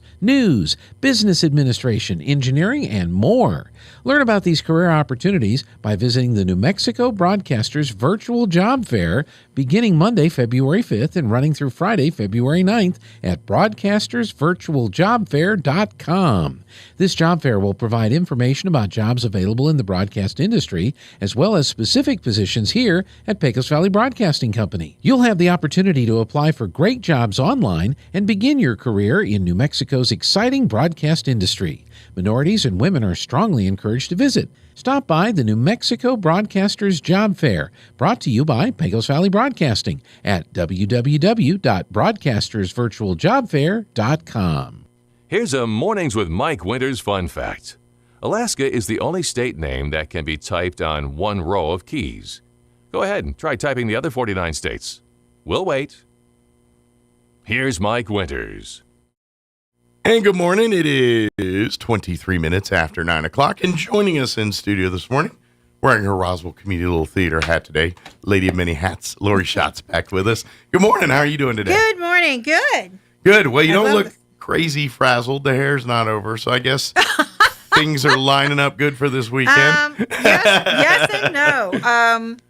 We still have seats, obviously, but the tickets are coming in. Of course, I appreciate being on your show to get the word out, and we are doing half of it at least as a fundraiser. And yes. I know more about her now this week, so that's a good thing. That just happened last week when I had seen you, and unfortunately, Aletha isn't feeling well today, so that's why she. Well, I hope she'll be good for the weekend for the show. Yeah, I need her to be there for the show, so I was like, got it, I'll handle it. Is she still the president of the board? Yes. Yeah. So she's kind of got a busy role there. So. Oh yeah. And so if you go online and get tickets for the Johnny Cash show, which is this Saturday, and there is a 2 and a 6. Yep, and there's both VIP and general admission available still. And general admission still means it's seated. Yes. It's just where you're seated. The only difference is that, you'll get, and this is arguable too, because every seat's a good seat in that. Mm-hmm. But you'll get choice seating. But you also, at intermission, you get to go and indulge in nosh on some food and wine. Plus, you get to meet the artist before the show. So and that all of that is just $10 more for the ticket. Right. So you might as well pony up the extra $10 and enjoy some drinks and food and get a chance to meet and get a little bit better seating. And especially if you're trying to make it a date weekend to kind of wine and dine your spouse or your date. It looks a little better when in the middle you can get a thing of wine where you're saying, no, you're not allowed in there. Right. You got to sit down. You're banned. So for $10 more, you can look like a baller. And again, it goes back to helping the community little theater. Right. It goes back to helping the lady that you personally have kind of made a mission to support on this one, whose family's dealing with cancer. And unfortunately, she lives in Eddy County. So the Chaves County Cancer Fund is not available to her. lines don't mean needs not there. So you said, you know what, I'm gonna forego my any proceeds part that of I this, get, it's and I'm gonna going to give it to go that towards family. her. So if you'd like to donate a little extra towards that, if you're there at the on Saturday, I'll have tons of information for you. and there'll be a concession booth there, and you can go up and say, hey, I heard, can I slip an extra $20 or whatever to this family? She wrote a book for children between the ages of 8 and 12. I'll have information on how you can go on Amazon and get the book, and she gets, some of that. She's a young lady in her 30s that's dealing 35 years old. with stage 4 cancer. Colon cancer. And I knew it was intestinal. I couldn't remember exactly and it where. is metastasized in her lungs and her intestines. I wonder if it's, I know just enough to be dangerous when it comes to this. There's generally 2 types of colon cancer. Mm-hmm. There's the less aggressive, slower one, which is what Steve Jobs had. Uh-huh. He just didn't follow the doctor's advice because that's very curable. And I'm guessing because of her age and what we're dealing with, it's probably this one. There is a much more aggressive, less warning version of this. And regardless, in their 30s is really too young to be even thinking about this stuff.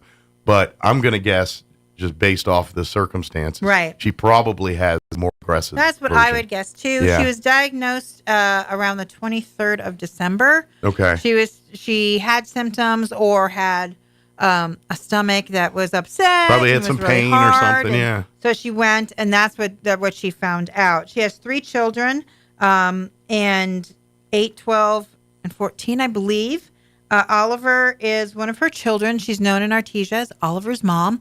And he has a rare brain disease that he was born with. So he is completely dependent on her or her husband, Lance, for everything. God did not give her the best deck of cards to start with this game with, But he is did such a she? joyful child. And I will give you this information a little later on. But she has, friends of hers have made a GoFundMe page. And they've also made Meet the Swearingens page. It's a web page that gives you a lot about her. Not only is there GoFundMe and that I'm going to give her proceeds, but there's also an account at First American Bank. And also in Phoenix, where she is at, it starts with an E. Envita. Envita. It's groundbreaking cancer treatment. It's different than your normal. It's not covered by their insurance. You can call them directly, and they give you the number on the website and contribute specifically for her bills to be paid. Okay. So there's many different ways you can help this family. And I would Again, imagine if you and your family's dealing with some cancer and having some stuff and maybe looking for some alternate ways Right. to find a solution, maybe a call to Envita might be good for you. Right, exactly. Yeah. The name of her book is The Wonderful Ordinary Adventure of Part and Bell, is what Nice. it's called. Can you still get copies of the book? Still can get copies Good. on Amazon. Get some like for your I family. said, she does get a little kickback. That's a from great way that. to support is Yep. support her day job. Or come to the concert. Come to the concert or do both. Or do both. Or Yeah. do it all. If you go to GoFundMe, you just put her name in, put Swearinger, she'll pop right up, and you'll get the whole story. Well, and that's just So- it. I guarantee it's going to be the easiest afternoon or evening or both, depending on, if you go to both shows, of you helping multiple organizations and people by coming and watching and enjoying a concert, perhaps having a glass of wine and noshing on some food here. And her family's actually going to be there. Good. Her in-laws are coming. They purchased tickets. Thank you. Good. And her husband and 3 children, all 3 are coming. And of course, I've comped their tickets. Yeah, yes. Because she is going to be in Phoenix for the next 3 months, Under finishing treatment, the doing her treatment. treatment. So and she all won't that. be back for So 3 I imagine months. the family, they're probably doing the road trip back and forth every week. Mhm. 'Cause And Lance is a imagine- farmer. Well, so they've so- got their lives, their day job. The kids have Mhm. school. Life goes on, so they've got to do those things. But I'm sure they want to spend as much time with mom as possible, Right. Or wife as possible here. And then I did talk to Scott, who is AKA Johnny Cash. I will let you know that if you came to see the John Denver show, you got to see a little bit of Ted Yes. in there as well. Like his personality came out and he would talk about John Denver. Scott takes a different approach. He becomes Johnny Cash, speaks as Johnny Cash, and does the songs of Johnny Cash. So Gotcha. it's like he just does, like So if you you- were talking to Sean earlier, Yeah, the how he just Chautauqua. lives and breathes, Yeah. and that's exactly what he does. That's So his I show, imagine too. at the meet and greet, when you ask him questions and talk to him, he'll probably talk to you as John Cash. I'm not sure. That's a good question. That might be a little creepy. I don't know. I have to ask him. I have to say, so when you come out at the end in the lobby, because he will come out for everyone at the end. Good. The VIP get the first Special glimpse. one-on-one, That yeah. one he may be, because he may be in the zone. Yeah, I was say it's right before the show. It's like you said, method actor. I imagine there is a routine or series that he does before every show to get prepared. Right. And so he may come out as Johnny Cash to the VIP people before the show. And VIP, the room does open at 1:30. You don't have to be seated till 2. So do a little pre-gaming. Yeah, do a little pre-gaming. And then if you're getting general admission, again, they are assigned seats, unlike the other shows that they have there. Yes, these They're are assigned seats. And you can come at 1:30 as well, but 1:45 is just as good. Yeah, come So- and mingle. Come, like I said, if you want to come a little bit early, meet the family, and Right. perhaps mingle and hang out in the lobby a little bit and support the communal theater. They'll Well, have. yeah, they're still looking to pay for that roof. Yeah. It's on, so that's the good thing. Yeah. You no longer have to sit with a cup in your hand if it rains. So if they don't pay, do they come take it back? I don't know how. I don't do they know. repossess a roof if I'm you not don't pay? sure. I'm not sure. That's know a why car we need went out to- Alicia here, right? Yeah, Like, I they'll don't know take how a that car. works. I don't know about a roof. That would be interesting, right? But either way, we need to, and that's what I love is the community little theater. They really do everything on their own. They kind of, Yes. of course, for years they've had their facility. Of course, they used to be there behind Roswell Ford for Mhm. such a long time. And here about 10, 12 years ago, when Allen Theaters combined all their movies to the mall theater there, Right. and the Park Twin shut down, they turned around and picked that up and gave it a new life. Because quite frankly, I don't know, like the Del Norte Twin is now the China King Buffet. That was Right. the Del Norte, but they spent years, if I remember right, remodeling that building to turn it from a movie theater to a restaurant. Because Mhm. it had soap floors, the whole nine. Oh, And wow. so it was quite an undertaking. So when the Park Twin came up, kind of in the same scenario, Right. it's a movie theater. It was built as a movie And theater. I know they're really looking forward to. Do you remember how much Alethea said that it's half? Are they halfway there? I think. Something like that, But yeah. their next step, I believe, the last members meeting I was at, it was that they're going to upgrade the lobby. Will be the next one. Nice. They did And they've get a already grant started for some of that. doors, Yeah. right? So the one doors that were bleeding in with the heat in the summer now are just an exit door, emergency exit door, and you can't see through them. And so that's all good. So they have started a little bit of that, Mhm. but that's where their next big push effort is going to be, is for that lobby. So. Sure. And I know at some point they want to upgrade sound and lighting. 'cause Well, it's yes, a that's little been outdated. something on the docket for 2 or 3 years. So, and it doesn't have to be new. So if you have used equipment and you want to donate or maybe get a hold of them or me, and I will let them know, they're just looking for, they need lighting and they need sound equipment. Sure. So, And just from my job in radio and technology, that equipment becomes obsolete quickly. Oh, and yeah. what I mean by that is the technology is constantly evolving on sound and lighting. They find ways to do it easier, quicker, better, less wires, more Bluetooth, or Right. less things you have to run through walls and all that kind of stuff. However, and so I think some of their sound equipment's not that old. Like they did remodel it since it was a movie theater, but in 10 or 12 years, Oh, yeah. a lot It's has ready to changed go. in that. So Yeah. what they're using is archaic compared to So what they do nowadays. we hire a professional technician to come in for the shows, and he brings all the equipment with him. So I know a lot of people have said, we've done the John Denver and we did the Swearinger, who did Simon and Garfunkel. Mhm. Are we ever going to have like a band, like a tribute band? Yeah, but right now the little theater, It's got to be more can't- amenable to.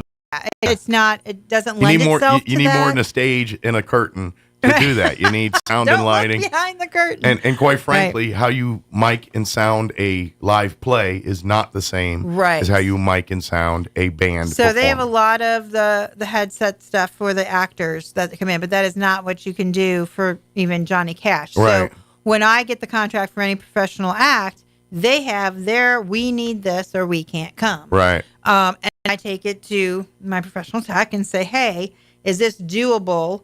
Can we rent it if you don't have it? Do you have it? I have him down to like a stool that he wants to sit on. I have the stool at home. I'll bring that part. You know, he The wants green M&Ms. 3 bottles of water and a towel. It's like, oh, I can do that too. But some of the the DI boxes Sure. and all that kind of thing that has to come. I got to from ask you because somewhere you've been doing these kind of things for a long time. Yeah. I've just triggered that question. What's been the weirdest rider request like that you've ever gotten?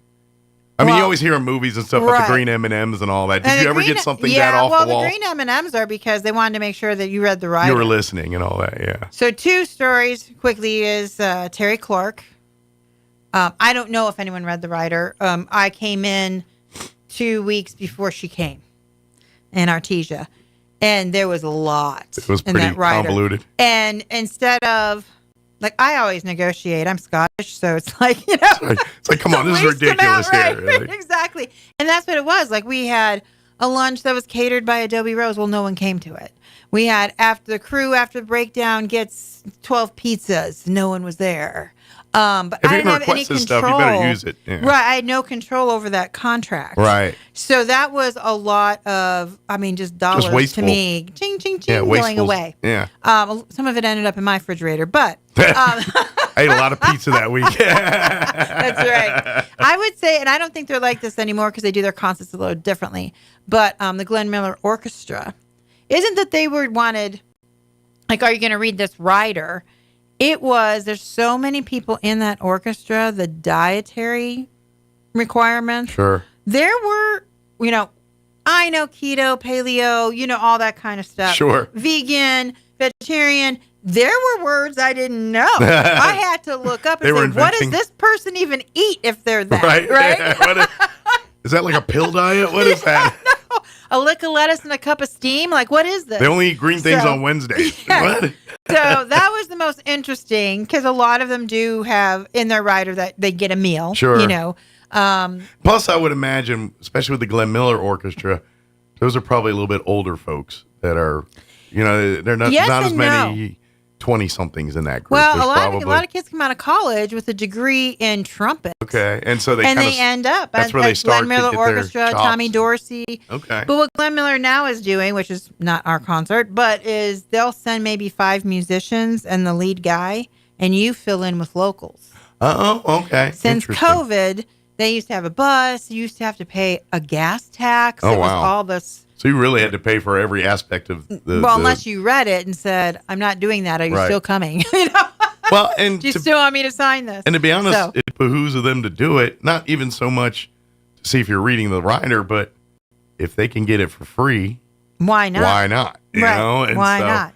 And they're going to get paid the same whether there's 20 people in the audience or Exactly. 200 in the audience, Yeah. right? So, anyway, And that's those not are the my case with you. No. I've read everything, and I'd be like, you need to have a Gibson speaker, really? Yeah. Like, we have this kind of speaker. Oh, they'll do.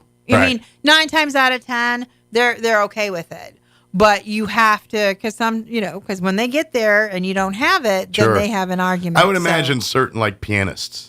Like Oh, yeah. they're probably very Has to be particular on the tuned to, patin, yeah. a Steinway this or whatever it is, and that's why places like the Ocotillo and, for that matter, the Anderson Museum yeah. have those over the top, priceless pianos Yes. that are And it's sad when you have available. an upright and you spend all that money on an upright. It's so hard to even get rid of them anymore. Yeah, they're People are like, but I spent thousands of dollars on this and now no one wants it. yeah. And that seems to be the case, unfortunately. There is a collector's market for it. It's just a small market. Right. It's very niche. It's not like it used to be where a lot of homes had those and that was the entertainment. Right. You Yeah. know, even if you had TV and radio, that was still the Sure. entertainment. One of the family you know? members could play. Right. And y'all And sat around and sang. Sang and did songs. Yeah. And kind of, I always think of the episodes of Everybody Loves Raymond back when, I guess when Rain and his brother were kids. Mom was a teacher, and I think she taught, I don't know if she taught music or, but she was the pen. So it was an episode where she was, she raised kids were learning piano and didn't want to do it and quit. So Ray picked up piano for Mom again. But it was very much like you're saying, go back to the blue book, go back to the red book. You gotta, and all that learning. You know, I can't tell you how many adults have said to me, I hated practicing. My mother made me do it. Finally, I could quit, and I'm so sad they let me quit. Exactly. I have never heard anyone say, gosh, I was glad I never had to finish that or learn that. So that's a regret. I wish I picked up an instrument and as a younger person, because I just part of it is I don't have that talent. Like that's right. That's where I can't like I would love to learn to play guitar, but it just my brain does not. I don't get the whole I play by ear. Yeah, my brain does not work that way. I don't have that kind of brain. That's like, so. whoa, how do you know where that is if you don't know? I mean, my brain's good at remembering useless crap and doing stuff like this. I was going to say that's why you're good at what you do. But when it comes musically, it's not my forte. I don't have the, and I got a little rhythm. Like I'm not like completely out of rhythm. Like if someone starts clapping hands, I can clap along and not be the guy that's messing everything up. Just clapping on 1 and 3. But I'm not exactly musical. So, and I kind of regret that I wish as a kid I kind of paid more attention and got more into that kind of thing. Well, if you didn't see the Roswell paper, they did a great article on the concert coming up. And, on our postcard and on all the advertisement, you can't really see Scott's face. This is nice. She used a black and white shot of him full on. You can see his face, and he has the guitar out towards you. Yeah, this one's the back. Yeah. I could even go a little Elvis if you didn't see the Johnny He Cash has played that before, too. Yeah. So, they did a great article. Scott was really thrilled. He put it on Facebook, and he said, coming to Roswell, and did this whole thing. I've been trying to bounce around his thing because it comes from the artist that he was so happy with the article that was written. But there is a 2 o'clock and a 6 o'clock. There's been a question. It's hard when you get on the website. If you go to the website and go to RoswellTheaterRE.com, you can get your tickets there. Yeah. You don't have to call this number. You can go there. You can if you wish. If you want to call, but if you don't call. like dealing with people, which a lot of us don't. But when you go there, number one, it will say February 3rd, 2 o'clock. You need to hit it if you want to come to the 6 o'clock, and it will drop down. Gotcha. Hit the 6 o'clock. But if you want to come to the 2, it defaults to the 2. Great way of saying it. When you do, you go through all the rigmarole, you fill everything out, and you hit purchase tickets. You are going to wait about 2 to 3 minutes while it thinks. Okay. That long. And so don't re-hit it. Don't refresh. I don't want to get you charged twice or any of that stuff. Yes, we had a gentleman that called me yesterday that bought 16 tickets, which I would be thrilled with. But he was like, I only wanted 4, right? So make sure, and then we were able to help him out the back way. You need to find 8 friends, sir. Find 8 people. Sorry, can't help you. No refunds. So just so you know, that is a little glitch. We know it is. Yeah. We can't fix it at this point. If we do fix it, then we lose all the reservations. It will be fixed. So please just have patience is this a virtue time. on this one. And that'll be the same thing. If you do call this number, that's still that wait time. So since the number is me, I'll tell you what I've been doing. Because she's in essence going to the computer and doing it for you while you call in. So I will, what I ask you is if you call on a cell phone, I will say I will screenshot it and send it to you. And I will give you'll have your seats on it and all your information. And everyone's been really great with that because I said, or you can sit on the line with me for 2 to 5 minutes and we can get to know each other. Sure. No one's taking me up on that one. But I might quit now just to do it. Now let's chit chat. Okay. But so and then I'll send it to you in a text. So before you even walk in the door, you will know. I mean, you'll know anyway because I tell you. Sure. But I put it in writing and you can see it that these are your seats. You will go to the will call window. You need to check in. Yeah. That's all you're going to do is check in. You walk in, you give me your name, they give you tickets, you walk right in. And if you want to walk in, I've had several people go, well, can we get tickets that day? Well, if they're not sold out. Right, exactly. Several concerts have been super close to being sold out. So if you want to take that chance, that's fine. Or if you want to pay in cash, or that's fine. To guarantee the VIP, I'd go ahead and do the advance. Yes. It's only like 4 days away, so it's not like it's that far in advance here. You kind of know at this point what you got going on this week. And I should have trusted Alethea because the phone started ringing on Sunday and hasn't stopped. I live in Artesia, as you know, but your listeners might not. And I work here. And of course, I do shows here. And I have 45-minute drive home, or 47 to be precise. And the phone rang 7 times. I know that drive very and well. I was like, oh, well, so when I got home, then I had to, do my thing. So if you don't get anyone that picks it up, please leave a message. They will get back to you. I do have a full-time job. Yes. And I am on the road part of the time, but you will get a call from me. I'll answer all your questions. You can come down and buy your tickets. You can wait till that day. Give me a credit card. There's all kinds of ways we can do it. If you want to go to the show, we'll make it happen. Yes, one way absolutely. or another.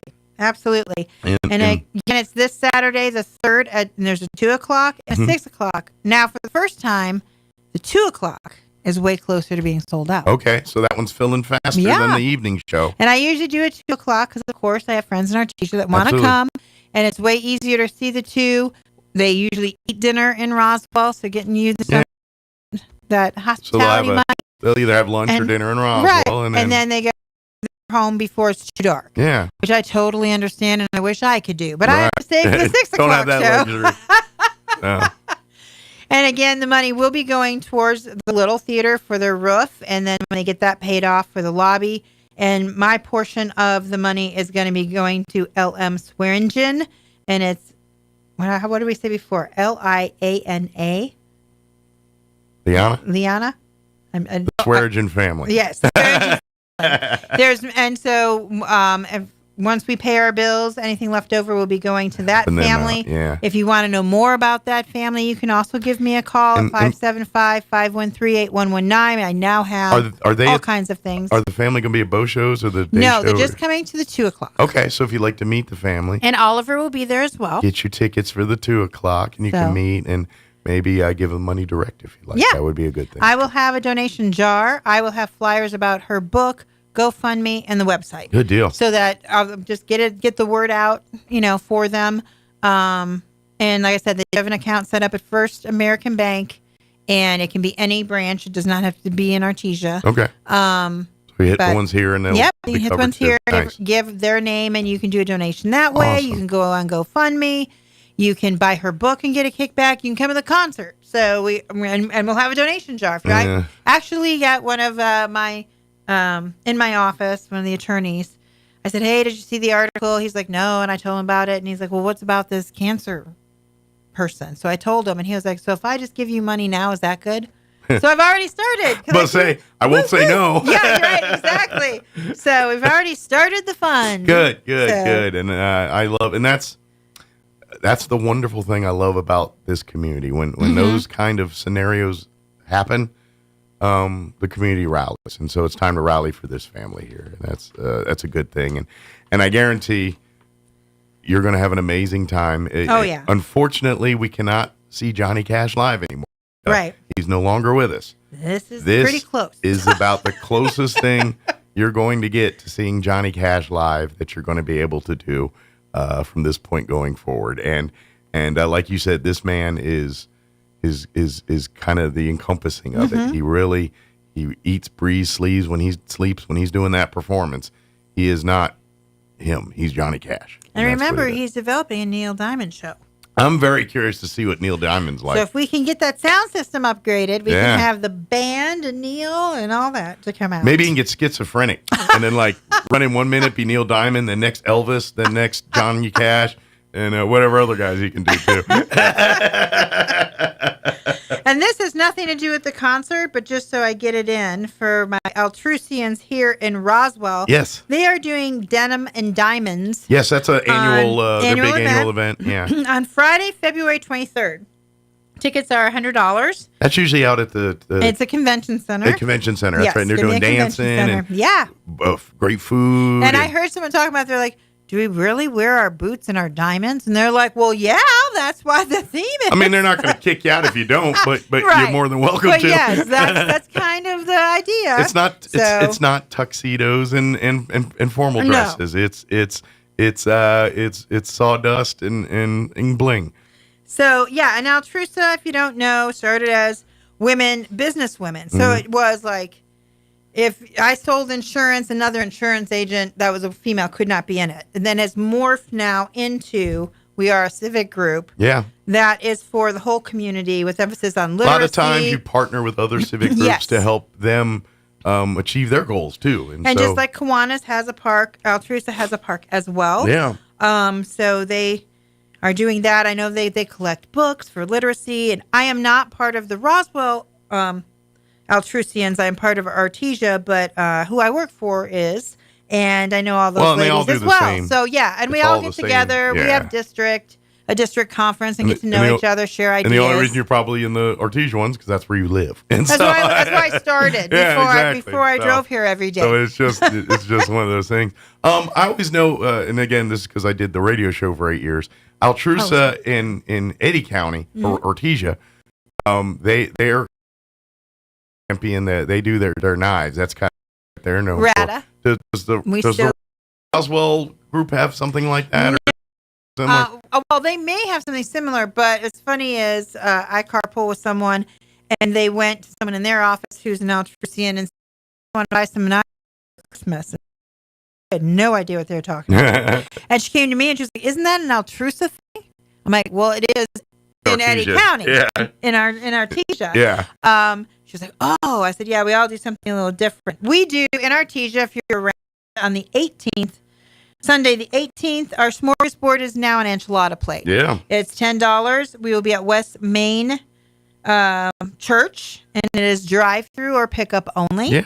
And so if you have to have pre-purchased tickets, but it would be nice just so we can get a good Well, I idea. got many enchiladas to have on hand. Right. and- So if you're going out for the day and you're going to end up in Artesia anyway, and swing by and then maybe go to a park or wherever you're heading to a Absolutely. friend's house and have an enchilada plate. So Go that's picnic another in the park, enchilada. Altrusa thing to do. But here is Denim and Diamonds, February 23rd. That's a Friday at the Civic Center, and you can buy tickets for any Altrusian here in Roswell. Absolutely. So get your tickets. I think if you look up Altrusa Roswell online, you can find their group and you can contact Yep, someone. they to have a purchase Facebook tickets page there. as well. So if you don't know an Altrusan, get on there and they'll come to you. Judy Stubbs. Yes.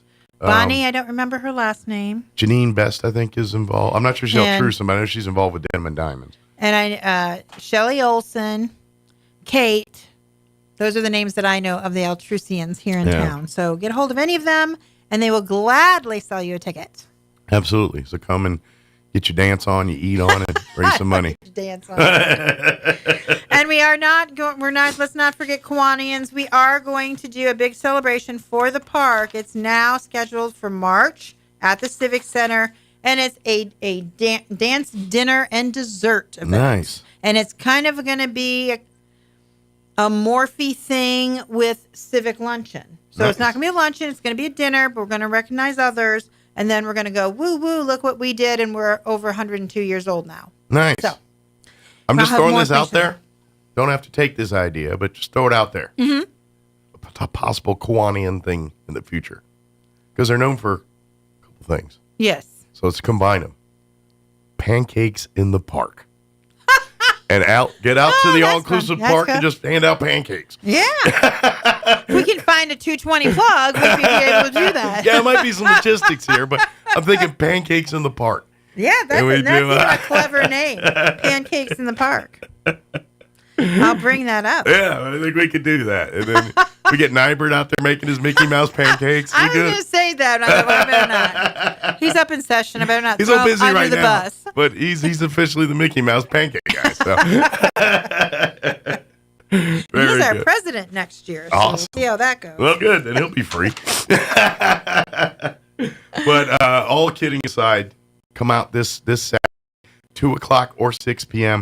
Enjoy the intimate portrait of Johnny Cash. Yes. It is a man doing Johnny Cash. Does he kind of cover different decades of Eras? Johnny? Yeah. So like early Yeah. Johnny to later Johnny. And he mentions that in the article, or Chris does, that it is about all different Sure. times of his life. And because of that, that is why Scott stays in that character the whole time. And you can see the growth of Yeah. Johnny Cash and the music. Well, and So- people are going to be more drawn to certain, but depending on how old they are, Right. when they kind of, younger folks are probably going to be more of the older Johnny stuff, Right. The 9-inch nails and that kind of stuff. The more, whereas a little bit seasoned people like myself will look more some of the classic or what we call traditional Johnny. Right. You know? So you can give me a call, 575-513-8119. If I don't pick up, please leave me a message. I'll get back with you as soon as I can. Or you can go to www.roswelltheater, theater spelled with an RE.com, and you can do everything online there. Just please remember, once you hit purchase tickets, just wait for it. Yep. And if you do have issues, then give me a call. We'll call work Lori it out. and she'll navigate you through it. And while you're there, don't forget, they've got a bunch of other great shows and stuff coming up that the Communal Theater's putting on. 180 days? Yeah, around the world in 80 days. Around the world in 80 days? I knew what you meant. Oops. Sorry, Alethea. But yeah, that's next up. And then, of course, when you do go to the website, the bishop pops up first thing and asking for an email if you'd like. And if you do that, then anytime there's a new event or new show or new thing through the Communal Theater, you'll get notified first through your email. So if you want to stay plugged into all the events, go ahead and tell the bishop your email, and then you can order your tickets. And for this once you weekend. buy tickets, once you've gone once, you're kind of signed up for that too. Sure, absolutely. Because if you call, I clicked the little button. Yes, they want to receive it. I don't ask you. That's right. Well, no, you never know. You might miss out on something if she's you a don't get the marketer by update. heart. That's what she does. Very good. Well, as always, appreciate the visit, and we'll see you next time here. Okay. And we'll see you this weekend. Come on out. It's going to be a fun weekend. 2 o'clock, 6 o'clock, two, both same shows, 2 different times. Go to one, go to both. If you want the matinee, it is selling out faster than the nighttime. So you might, if you're trying to, I'll just get tickets on day of. I'd hate for you to get turned away at 2 o'clock because it could happen. So, Or you might have to sit in like a regular chair, Yeah. not a theater chair. that's right. Maybe we'll put you next to Johnny. Yeah, we'll put you on stage. You can hold his water. That's in his rider. No, I'm just kidding. Well, thank you, Laura. We'll see you next time. Thanks, Mike. It's been fun. All right, it is 9:58.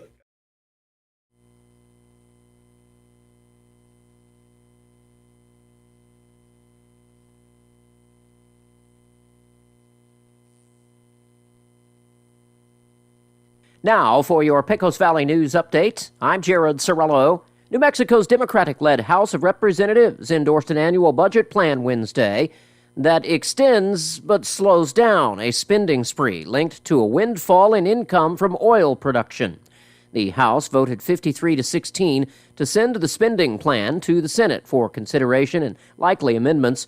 The bill would increase annual general fund spending by about $620 million to nearly $10.2 billion. That's a 6.5% boost for the fiscal year that runs July 2024 to June of next year. Also at the state capitol, lawmakers have introduced 2 bills that would provide about $10 million to support improvements at the Roswell Air Center. That money would be used to, quote, host air racing events. Senate Bill 199 is being sponsored by Senator Greg Nybert, who represents Chavez County. Roswell is competing with other cities to be named by the Reno Air Racing Association as the new site for the 2025 air racing event. You're up to date. I'm Jared Cirillo. $79 billion tax cut package focused on helping businesses and lower-income families. It expands the child tax credit and restores 3 key business tax breaks. Speaker Mike Johnson said the bill would revive conservative pro-growth tax reform. And while some Democrats complained it offered too little for the poor, Representative Richard Neal said 16 million children will benefit. Prospects for the measure becoming law remain uncertain, with the Senate still having to take it up, but it passed the House 357-70. Ben Thomas, Washington. Congress calls social media leaders on the carpet for the harm done to children using their platforms. Impressionable kids driven to suicide in the most extreme cases. Some victims of loved ones in the audience at yesterday's hearing. Republican Senator Josh Hawley pushed Meta CEO Mark Zuckerberg to apologize to the grieving families. Would you like to do so now? Well, they're here. You're on national television. Would you like now to apologize to the victims who have been harmed by your product? Show them the pictures. Would you like to apologize for what you've done to these good people? And Zuckerberg did stand up. He turned around and apologized. For the second time in 24 hours, the U.S. hit Houthi rebel targets in Yemen, taking out some drones reportedly being ready to be launched at commercial shipping in the Red Sea. The Dow down 9 points. More on these stories at townhall.com. The new FedNow system is paving the way.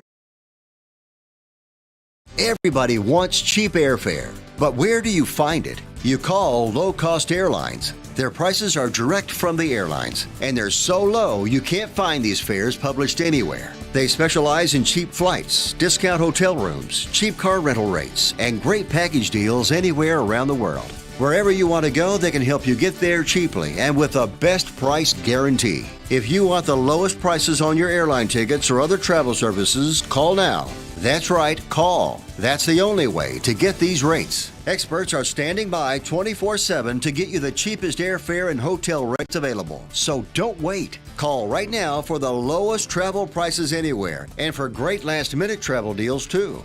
Call 866-755-5300. That's 866-755-5300. Again, that's 866-755-5300. U.S. Call us right operatives now. reportedly paid a secret visit to Venezuela, building drug cases against that country's leadership. The memo obtained by the Associated Press says the U.S. acknowledged that the years-long covert operation by the U.S. Drug Enforcement Administration was arguably a violation of international law. The 15-page 2018 memo reads, "It is necessary to conduct this operation unilaterally and without notifying Venezuelan officials. Operation Money Badger targeted dozens of people, including Venezuelan President Nicolas Maduro and one of his closest allies, Alex Saab, the businessman recently freed in a prisoner swap with the U.S." I'm Donna Water. Inflation is on the decline in Europe. The official figure released this morning, 2.8%.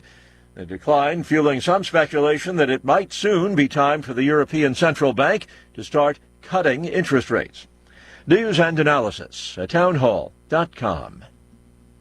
Donations pouring in after a Jackie Robinson statue was stolen in Wichita. The donations come on what would have been the 105th birthday of the first player to break Major League Baseball's color barrier. The total raised just through one online fundraiser surpassed $145,000, well in excess of the estimated $75,000 value of the bronze statue that was cut from its base at a park in Wichita, Kansas.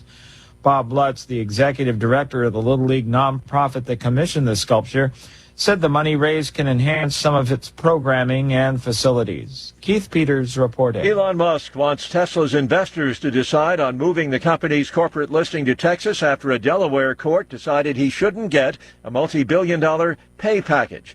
The EV company CEO says Tesla will have the shareholders vote on whether to switch the corporate registration to Texas, where its physical headquarters is. More on these stories at townhall.com.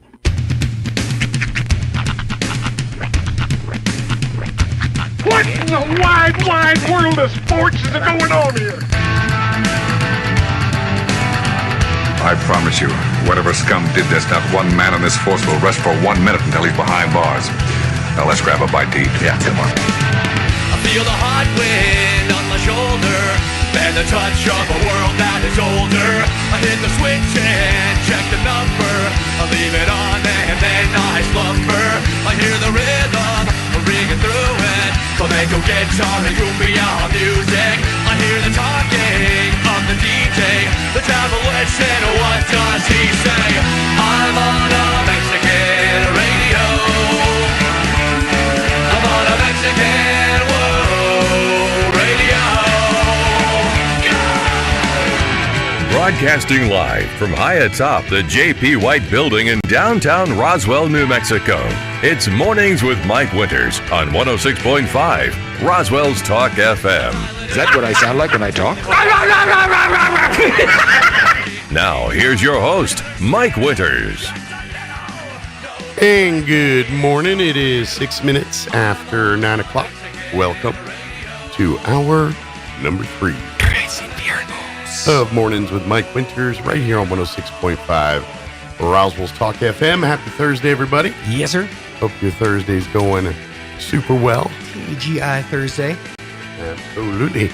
Did you ever wake yourself up talking? Yes. Yeah.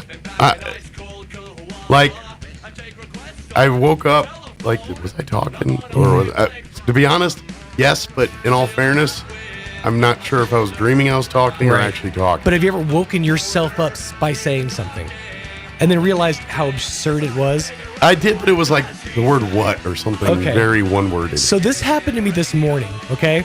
I don't remember much of the dream that preceded it. What I do remember was my son, Hunter, was running a glass bottle along the side of a table. You know how a glass bottle has those ridges on the bottom? Yeah. And so he was making that, and I could hear it in my sleep. Like I could hear the sound of the bottle. And I woke myself up going, stop doing that. And then I was just awake and I heard myself say it. Right. And you're like, I think we're good. You know what would have been weird? Yeah. Hunter was sitting there with a bottle going Yesterday, oh my, this is so funny. It's really funny how sometimes his vocabulary is like taken from like stuff that he'll see on like YouTube Shorts or whatever. Yesterday, I told him to stop doing something. I said, Hunter, stop it, knock it off. He goes, all right, geez Louise. I'm like, did you just say geez Louise to me? The sass is starting, huh? What are you, 17? How old is Hunter now? He's 5. 5 years old. Yeah, already got that sass. Little turd. That's funny. But no, I just woke myself up going, stop doing that.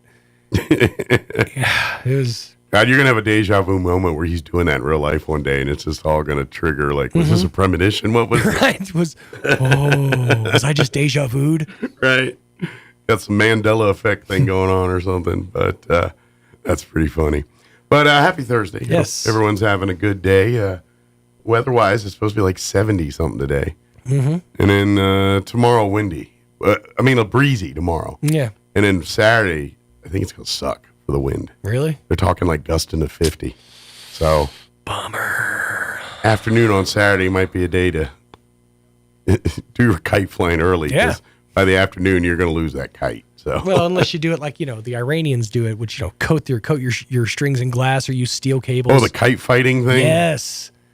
There was that book about it that was a hit for a minute. Did they make a movie out of that book? I don't know if they ever made a movie out of it, but I've never actually heard if this was like a thing or still is a thing. But the way like the urban legend was always told was there's like a kite like festival, and I don't know if it's like Iran, in one of those Middle Eastern countries, where they take it so seriously that they like razor line their kite strings, or they make them like steel like piano cables. Yeah. And that they are trying to cut other people's strings, but that these kites actually end up inflicting damage on people who are watching the show, on people who are participating, like limbs have been lost and stuff from this. Crazy. I'm just when you say that, I just hear the news report: 13 people injured at a kite fighting demonstration. Right. And now, and also, I get the image of the beach because. Like if you ever go to a beach. Oh yeah, I always see it as like on a beach, like a bunch of people on a beach. But it's usually like if you go to like places like the Outer Banks or Myrtle Beach or these kind of places, and they have the boardwalks and they have the beaches part, but they always have the concoction of like stores that sell beach towels and just stuff like that, sunscreen and overpriced sandals and all that stuff. But always, as part of that group, is a kite store. That's the only place I've ever seen a store that is devoted to selling nothing but kites. Right. And it's always near the beach boardwalk thing. And I'm not going to lie, they tease me every time I walk in there. I'm like, those are cool kites. But none of us that have a just average level of kite flying could fly any of those kites. And that's the funny thing is when kites were at their like height of popularity, like in the late 90s, early 2000s, like the real, like the box kites were becoming a thing, the trick kites, the ones with like 2 or 3 strings, and those people were like, showing off, doing all the flippy-do tricks. Yeah. I wandered into, and at the time it was M&M, arts, crafts, models, and kites, and they had a huge selection of kites, and I almost got one, but it was like $178. Wow. But it's funny how those trends go. Like, I also lived through the trend of the clutch yo-yo. Yeah. Which I remember those. I owned that. You know, where you got like the ultimate spin time. I was in the age where I could not yo-yo properly. I get like one yo-yo in, and I think it's a win. So I grew up in the era of the yo-ball. If you remember the yo-ball. Yeah. The yo-ball was a yo-yo for stupid people. I still have one. They still make them, and I still have Do one. they? Yeah, yeah. Yeah, the yo-ball's for stupid people that can't yo-yo. My dad was such a purist, though. Like, when I was coming home with my clutch yo-yo and all that, he was like, no, you're going to get a Duncan. And he went and he got me like a Duncan butterfly. Yeah. And I could never work it because it doesn't have the clutch. You got to be a professional yo-yoer to work these things. Exactly. I mean, the rest of us don't spend hours doing stupid things with yo-yos. Which is so funny because, okay, when Vine was a thing, there was a guy who had like one big Vine video where he was like doing a yo-yo presentation, and it was like, but no matter what happened, the yoer kept on yoing. And I was like, wait, is that the term? Do we just call it yoing? I've been yoing for hours. Is that what they? Yes. Is that what professionals call it? Now, in all fairness, back when the fair happened, the Eastern New Mexico State Fair, one of the talents for the week was a magician guy. Yeah.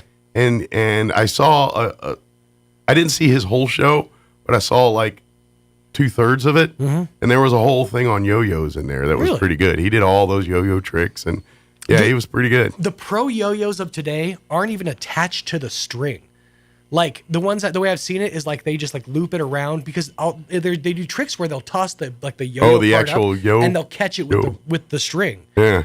Like the tricks I've seen on like TikTok and stuff, there's one called the DNA where they get it to where the yo-yo is spinning on this guy's finger and he loops the string so it makes it look like a DNA strand. Okay. It's a really cool trick. Nice. I wonder how many there's Godspeed. There's all kinds of these weird I wonder tricks. how many yo-yos get ruined them trying to perfect these tricks. Or how many teeth. Yeah. Or just like China like when does that cabinets. string turn into this knotted mess where you're just Right. like just let it go and get Well, another at one? that point though, you got professional strings. There's like the non-knotting strings. You know, Yeah, they probably We're made used to money on using- those. Yeah, we're used to using two pieces of twine that were spun together. Right. It's You had probably to sit different. there and let your yo-yo untwirl.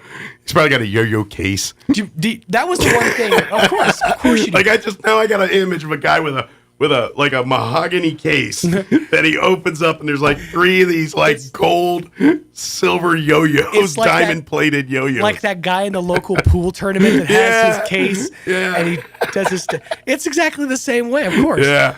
But yeah, no, these tricks that they're pulling off today, it's stuff that I've never seen before. It's absolutely insane. Yeah. But back to this though. In Afghanistan, where there are kites, there is kite fighting. All right. During the fight or jang, 2 kites are flown close to one another, often at great heights. The object is to use the wire of your kite to cut the wire of your opponent's kite and set it free. Unfortunately, kite flying in Afghanistan was banned by the Taliban during the war in 1996 through 2001. But after the collapse of the Taliban government, it has become illegal again for everyone to fly kites. I don't know if it's different now that they're back in power. Not sure. You know what I'm hearing? Fight terrorism. Kite fight. That's right. Official sport the Taliban hates. What are you doing? Fighting for freedom, terrorism. Speaking of kites, real quick. Is Amy? Sometimes she says on her way or something. I haven't seen anything yet. But I will tell you, like yes, I've owned fancy falutin kites. I've gotten lured and bought those. Never get them work. Right. But the best kite I ever had that flew every time and was a kick butt thing was like a $2 jobber I bought at like a 7-Eleven. Right. It was literally sitting like in an umbrella rack. One of the ones with like the Captain America on it. Yeah, Yep. by the checkout counter as I was getting my burrito and soda, as I normally did. Paid my $1.79 for my Buena Casa burrito and cherry Coke. Nice. The man has a usual. And I got this kite, and it was a white kite with 2 googly eyes on it. Okay. And I manufactured a tail. Took like a pillowcase or something old and just kind of made a little tail for it. Right. That thing flew like a champ. Like everyone else was in the field. They're trying to run around that thing, get up for a minute and fall. I literally would just hold it and be like, fly be free, and it would just take It would off. just take off. And I'm just like, everyone's running around. I'm just like, that Whoever designed that kite, I hope works for NASA because that was a genius kite. I think in a lot of ways, my dad was trying to like feverishly hammer like boy habits or hobbies into my childhood. Yeah. Because like I had one of those, like speaking of objects of destruction, I had one of those Marksman 2 like professional slingshots with the arm brace on it. At like age 9, my dad got me this thing. Oh, we're getting into BB guns now. I'm just talking about like weapons of childhood destruction. That was like my jam back in the day. It was the leather strap, the rubber hose. Oh yeah. And my dad was at college at the time, so he was like in a lab, and he used to bring home like parts from the lab and like build stuff. And we built a slingshot out of surgical tubing, or rubber tubing, and like just a patch that we found or something like that. Nice. But then after we upgraded from that to that professional Marksman 2, like with the steel balls. Nice. Yeah. That was Professional job. Now you got me reminiscing because when I was a kid, slightly older kid, the early teens, right.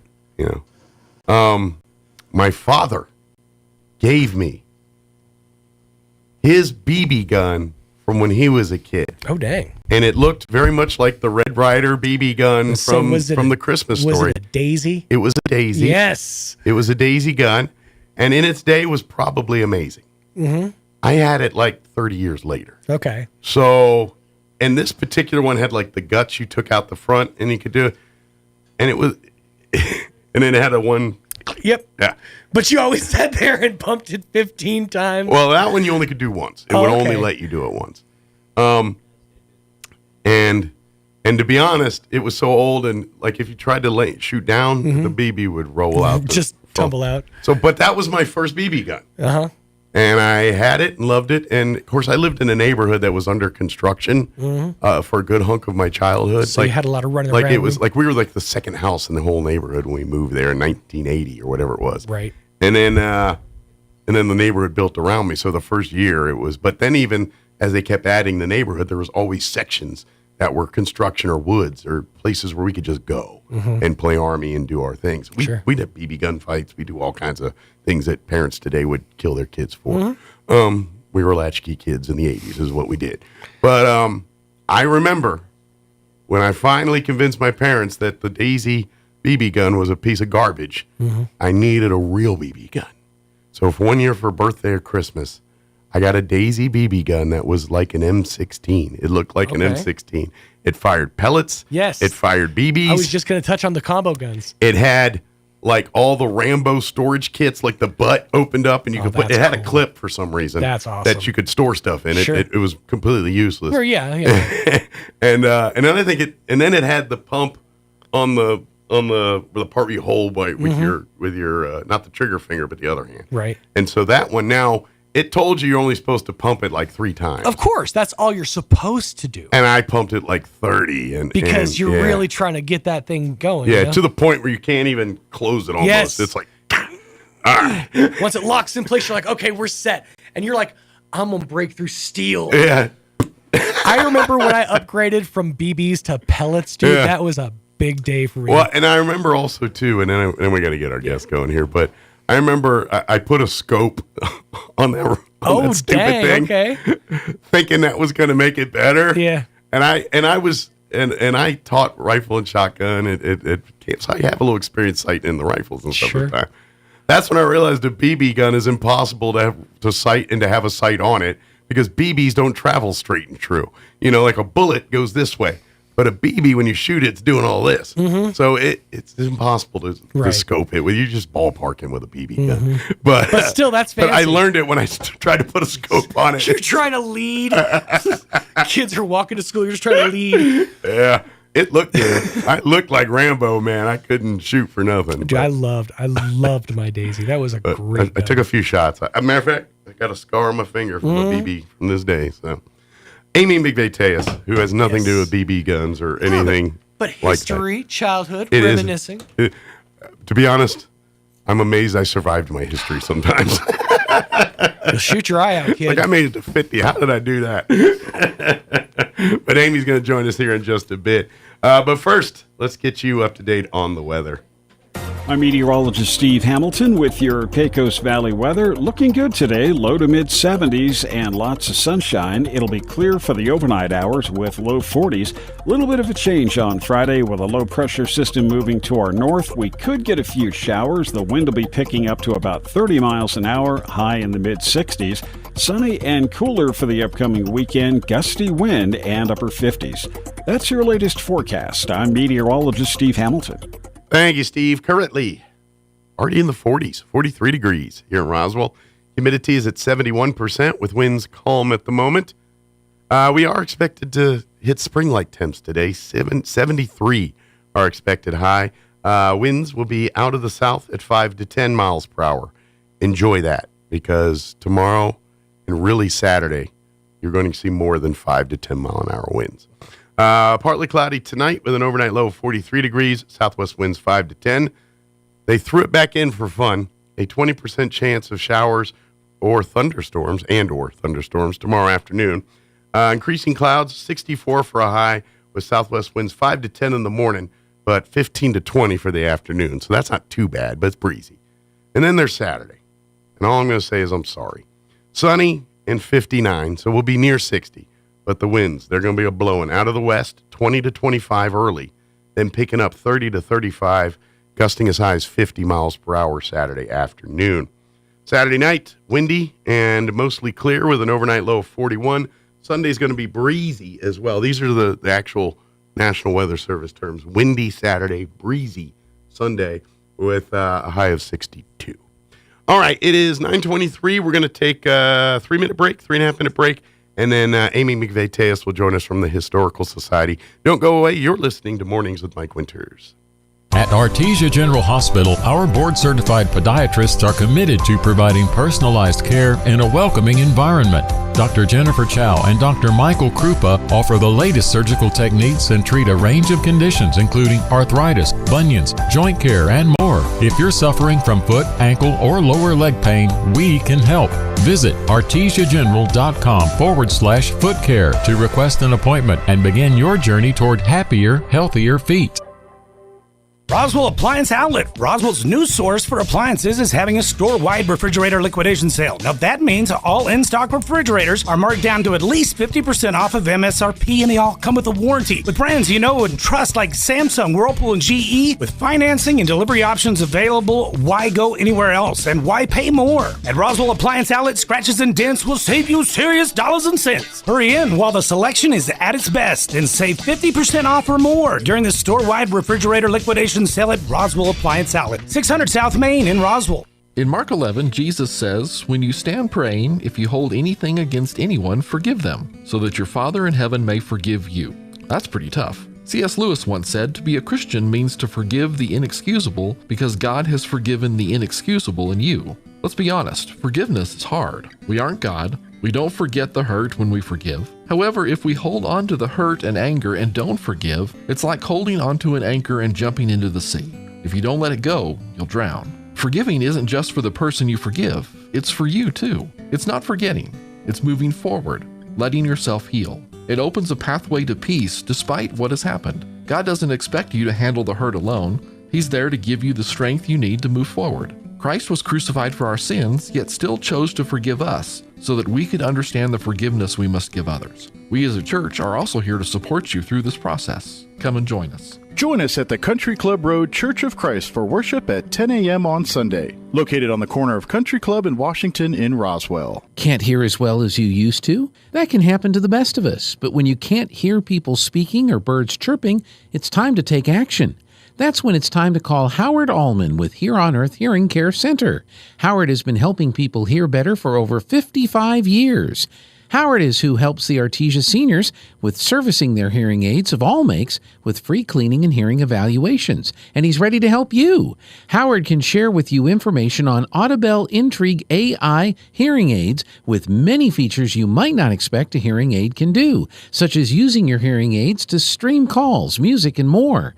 Plus, health monitoring, count steps, even fall detection, all built in. Meet face-to-face with someone who can help you choose the right hearing aid for you. Call Howard at 575-622-0375, and he'll be glad to set up a time to meet with you. That's 575-622-0375 for Howard Allman of Here on Earth Hearing Care Center. Ed Safety and Services, LLC in Artesia, New Mexico has an immediate opening for roustabout crew and a safety technician. Position requires a clean driving record and must be able to pass a drug and alcohol screening. Ed Safety offers great pay with IRA benefits and employer contribution towards health benefits. Please email resumes to edgecoding@yahoo.com or apply in person at 2801 North Freeman in Artesia. Ed Safety and Services is an equal opportunity employer. Playing dance music can help ward off mosquitoes. Now you have a reason to invite Pitbull to your next pool party. Here's Mike Winters. And good morning. It is 27 minutes after 9 o'clock. And joining us in the studio this morning from the Historical Society for Southeast New Mexico, Amy McFay-Tejas is back with us. Good morning. Good morning. I got to say it at least full once, and then I can cut it short to Historical Society. But the first time for Southeast New Mexico. That's right. Yes. And I remember when I first started kind of working with the Historical Society, for the life of me, 4 was not registering. I kept saying of. I kept saying of. It's like, it's not of, it's 4. We get a lot of Southeastern Historical Society of Southeastern, and it's all right. It's all good. So, we're in the neighborhood. It took me a good 6 months to finally get in line. So if you botch it, I feel your pain. I too do that. But of course, Amy pops in usually about once a month, just give us an update on what's going on and what's happening there. And of course, we're now really kind of full into 2024 here, starting the new year, kind of looking forward to what's on tap for the Historical Society in 2024. We already have, we're the day 1 into February, but we already have a good list of events already on the calendar, others that are in the works. We do have some big things planned for 2024 in the Historical Society. So we can't share everything with you yet, but we can tease you on a few things. That's right. That's right. First and utmost, if you're a member, our newsletter went out, so you should be getting it. That's right. It's at membership time. If you're a member of the Historical Society, it's generally, for the most part, renew time. So we do kind of call I'm it officially good. I just paid mine. You are legit, Mike. Mike Winters, for the director record, has the check is legit in her hand. I'm officially official now. But give us a call or check in with us. It is membership time. But we are really getting excited. We've got a lot on.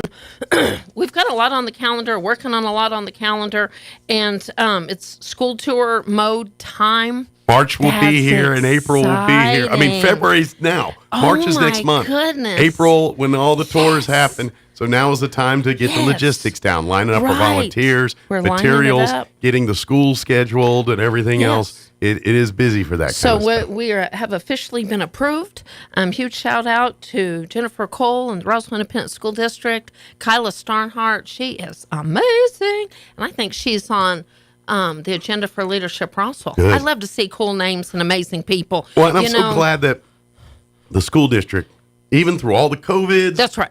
And everything, they're so good. They understand kind of the significance of what the Historical Society does, and what, giving that opportunity for their 4th graders to come and see a little, kind of like how the sausage was made before they were put on this earth. Let's just validate this as this is part of our history. 4th grade school tours, it is. And let's say this, it's a part of our legacy. Absolutely. Love to use that word. But we want to remind individuals this is not easy. We're a nonprofit organization. It just doesn't pop up. These events are all funded directly through the Historical Society. At this point, there's no funding that's assisted us. So straight up, if you become a member, or if you collect loose change and give it to us, goes directly towards this stuff. That is what helps. Now, I will say, huge shout out to Excel Energy. For years, they've helped be a sponsor to help make 4th grade school tours. We've got many other little blessings. But absolutely, we have some generous donors that help push us through the finish line every time. If you're a member, you're helping make this possible. But if you're listening and are passionate about investing in our future generations and reminding those little 4th graders, the light bulbs come on and they see that our history is so much richer and greater than one particular thing, it's so much more. Sure. And they realize they're part of it. So I think that's really cool. And they Absolutely. realize they're part of it no matter where you are. What's your school about, or what's the history of your school? All these fun things. And perhaps if you're in one neighborhood or another, they realize we don't care where you're from. Well, we love it, the history of it, but it's not rich or poor. No, we embrace every dadgum fourth grader. We want to remind them they can get involved with a school. So you can tell this is the good time for Amy Tejas. And I put a big smile on my face, and it's sunshine time. We're not going to be Debbie Downers. We're going to celebrate our future and youth and fourth grade school tours. If you're a retired educator, you're retired or have a little bit of time, please call the museum at 622-8333. We would love to have your support. Absolutely. It's basically the last 2 weeks of April. Yeah. So if you need more information, we respect the process. Mike, we're being safer. We're blocking areas off. We've got, we respect these kids. And if you don't think I take that seriously, I have nightmares about being responsible for fourth graders. We're going to block things off. We're going to keep these kids safe and be a part of it. One thing I know about Amy in the time I've known Amy is when it comes to events and things like this, my goodness. you sweat every detail. Oh my goodness! I mean, not big even old just notebook. the date, but to this point, like that table needs a centerpiece or it needs something. Yeah, that table's got to have the milk image with the milk. Hey, and listen. And where my guy brain doesn't think like that. And I'm so thankful because details matter, Mike. And thank you for mentioning that. We need a couple of additional items. If you have milk churns, milk boxes, those old vintage items. Okay. And if you're kind of a hoarder or collector. I know some. Oh my goodness. We would love extra. We can line up as many churns, matates, different things like that. So we do corn grinding, we do the milk, and we do apples. If you have anything historically significant for displays, we'd love to have that. And Absolutely. thank you. Details do matter. Absolutely. And we'll make it, and we'll upgrade. Every year we want to upgrade. We want to make things a little bit Got to get better. bigger, Oh, stronger, yes, yes. faster. So if you need more information on that, speaking of youth, Mike, today is the official day, and our scholarships are live on the website. 'Tis the season. Yay! And, I'm so excited. And this is, to me, it is, in terms of the Historical Society, it's one of the coolest things we do and one of the hardest things we do. Oh, my goodness. And yes. and I'm not going to lie, I am so thankful I am not on the committee that has to read the essays and determine which kids are more worthy of others to get these scholarships, because I'm a softie.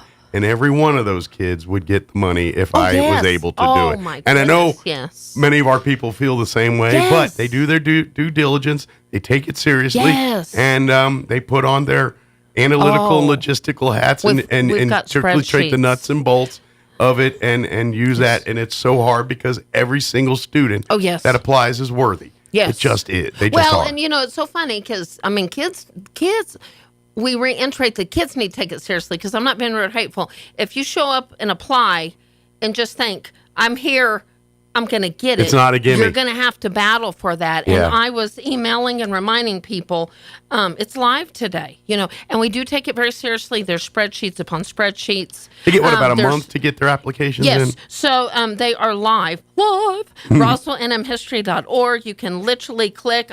We were webmaster. I love Laura. She's amazing. We were confirming everything. They're live through March the 29th. So they've got the time. But I want to remind everybody, Mike, we've talked about this in Leadership Roswell and everything else. Don't wait till the last minute. Don't be that last name. Don't be number 98 on that list.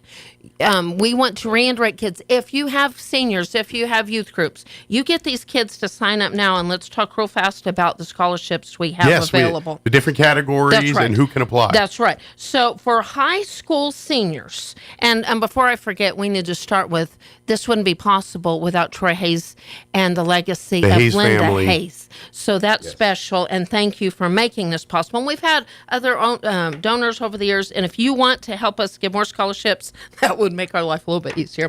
Humanity and arts, high school seniors, if they are majoring or minoring in humanities and arts, apply $1,250. $1,250. That's one thing I'm so proud about our scholarships. We go to all the different award ceremonies.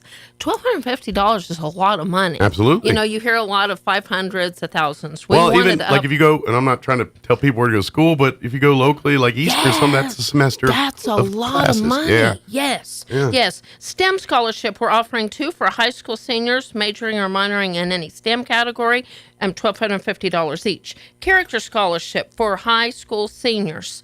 That is in not just Roswell, surrounding areas. We've gotten a vast range of applicants, and we've spread it out to little all over the state. Small areas. Yeah. Oh, absolutely. Just like Fort Sumner and different areas.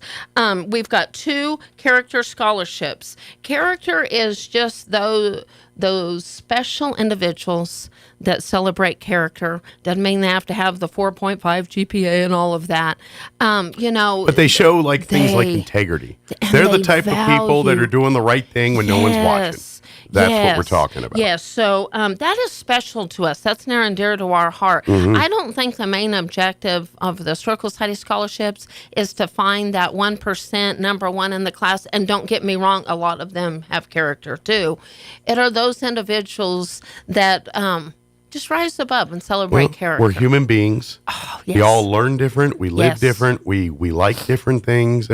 And not all of us are built to sit in a classroom and crank out essays and do all that, but that doesn't mean they're not smart or not capable. Well, and those their brain doesn't process that way. Right. Well, and those applications are special. Yeah. These kids have stories, and I think sometimes we lose sight of these kids, who they are and what they've gone through. Talk about resilience. So we're offering 2 character scholarships, and last but not least, continuing ed scholarship. Our committee, we meet, we confirm, we generally offer at least $10,000. I would dearly love if somebody called and said, Amy, add $1,000 scholarship. Woo-wee. Every little bit would help. Around $10,000. Now, if you're doing the math, you're saying, Amy, I hope you're listening and realize the math doesn't align. She's not an accountant. So cool. We have accountants to work on the accountant stuff. So as of right now, that is $7,500. Why that is because we actually have additional scholarships coming up that we're not promoting right now through New Mexico Youth Challenge Academy. That class is going right now. I'll be speaking to them next week, and we will be offering scholarships to that group too. So if you think we're just focusing on this, what our Historical Society and a bunch of educators are on this committee, they're a lot more informed and educated on.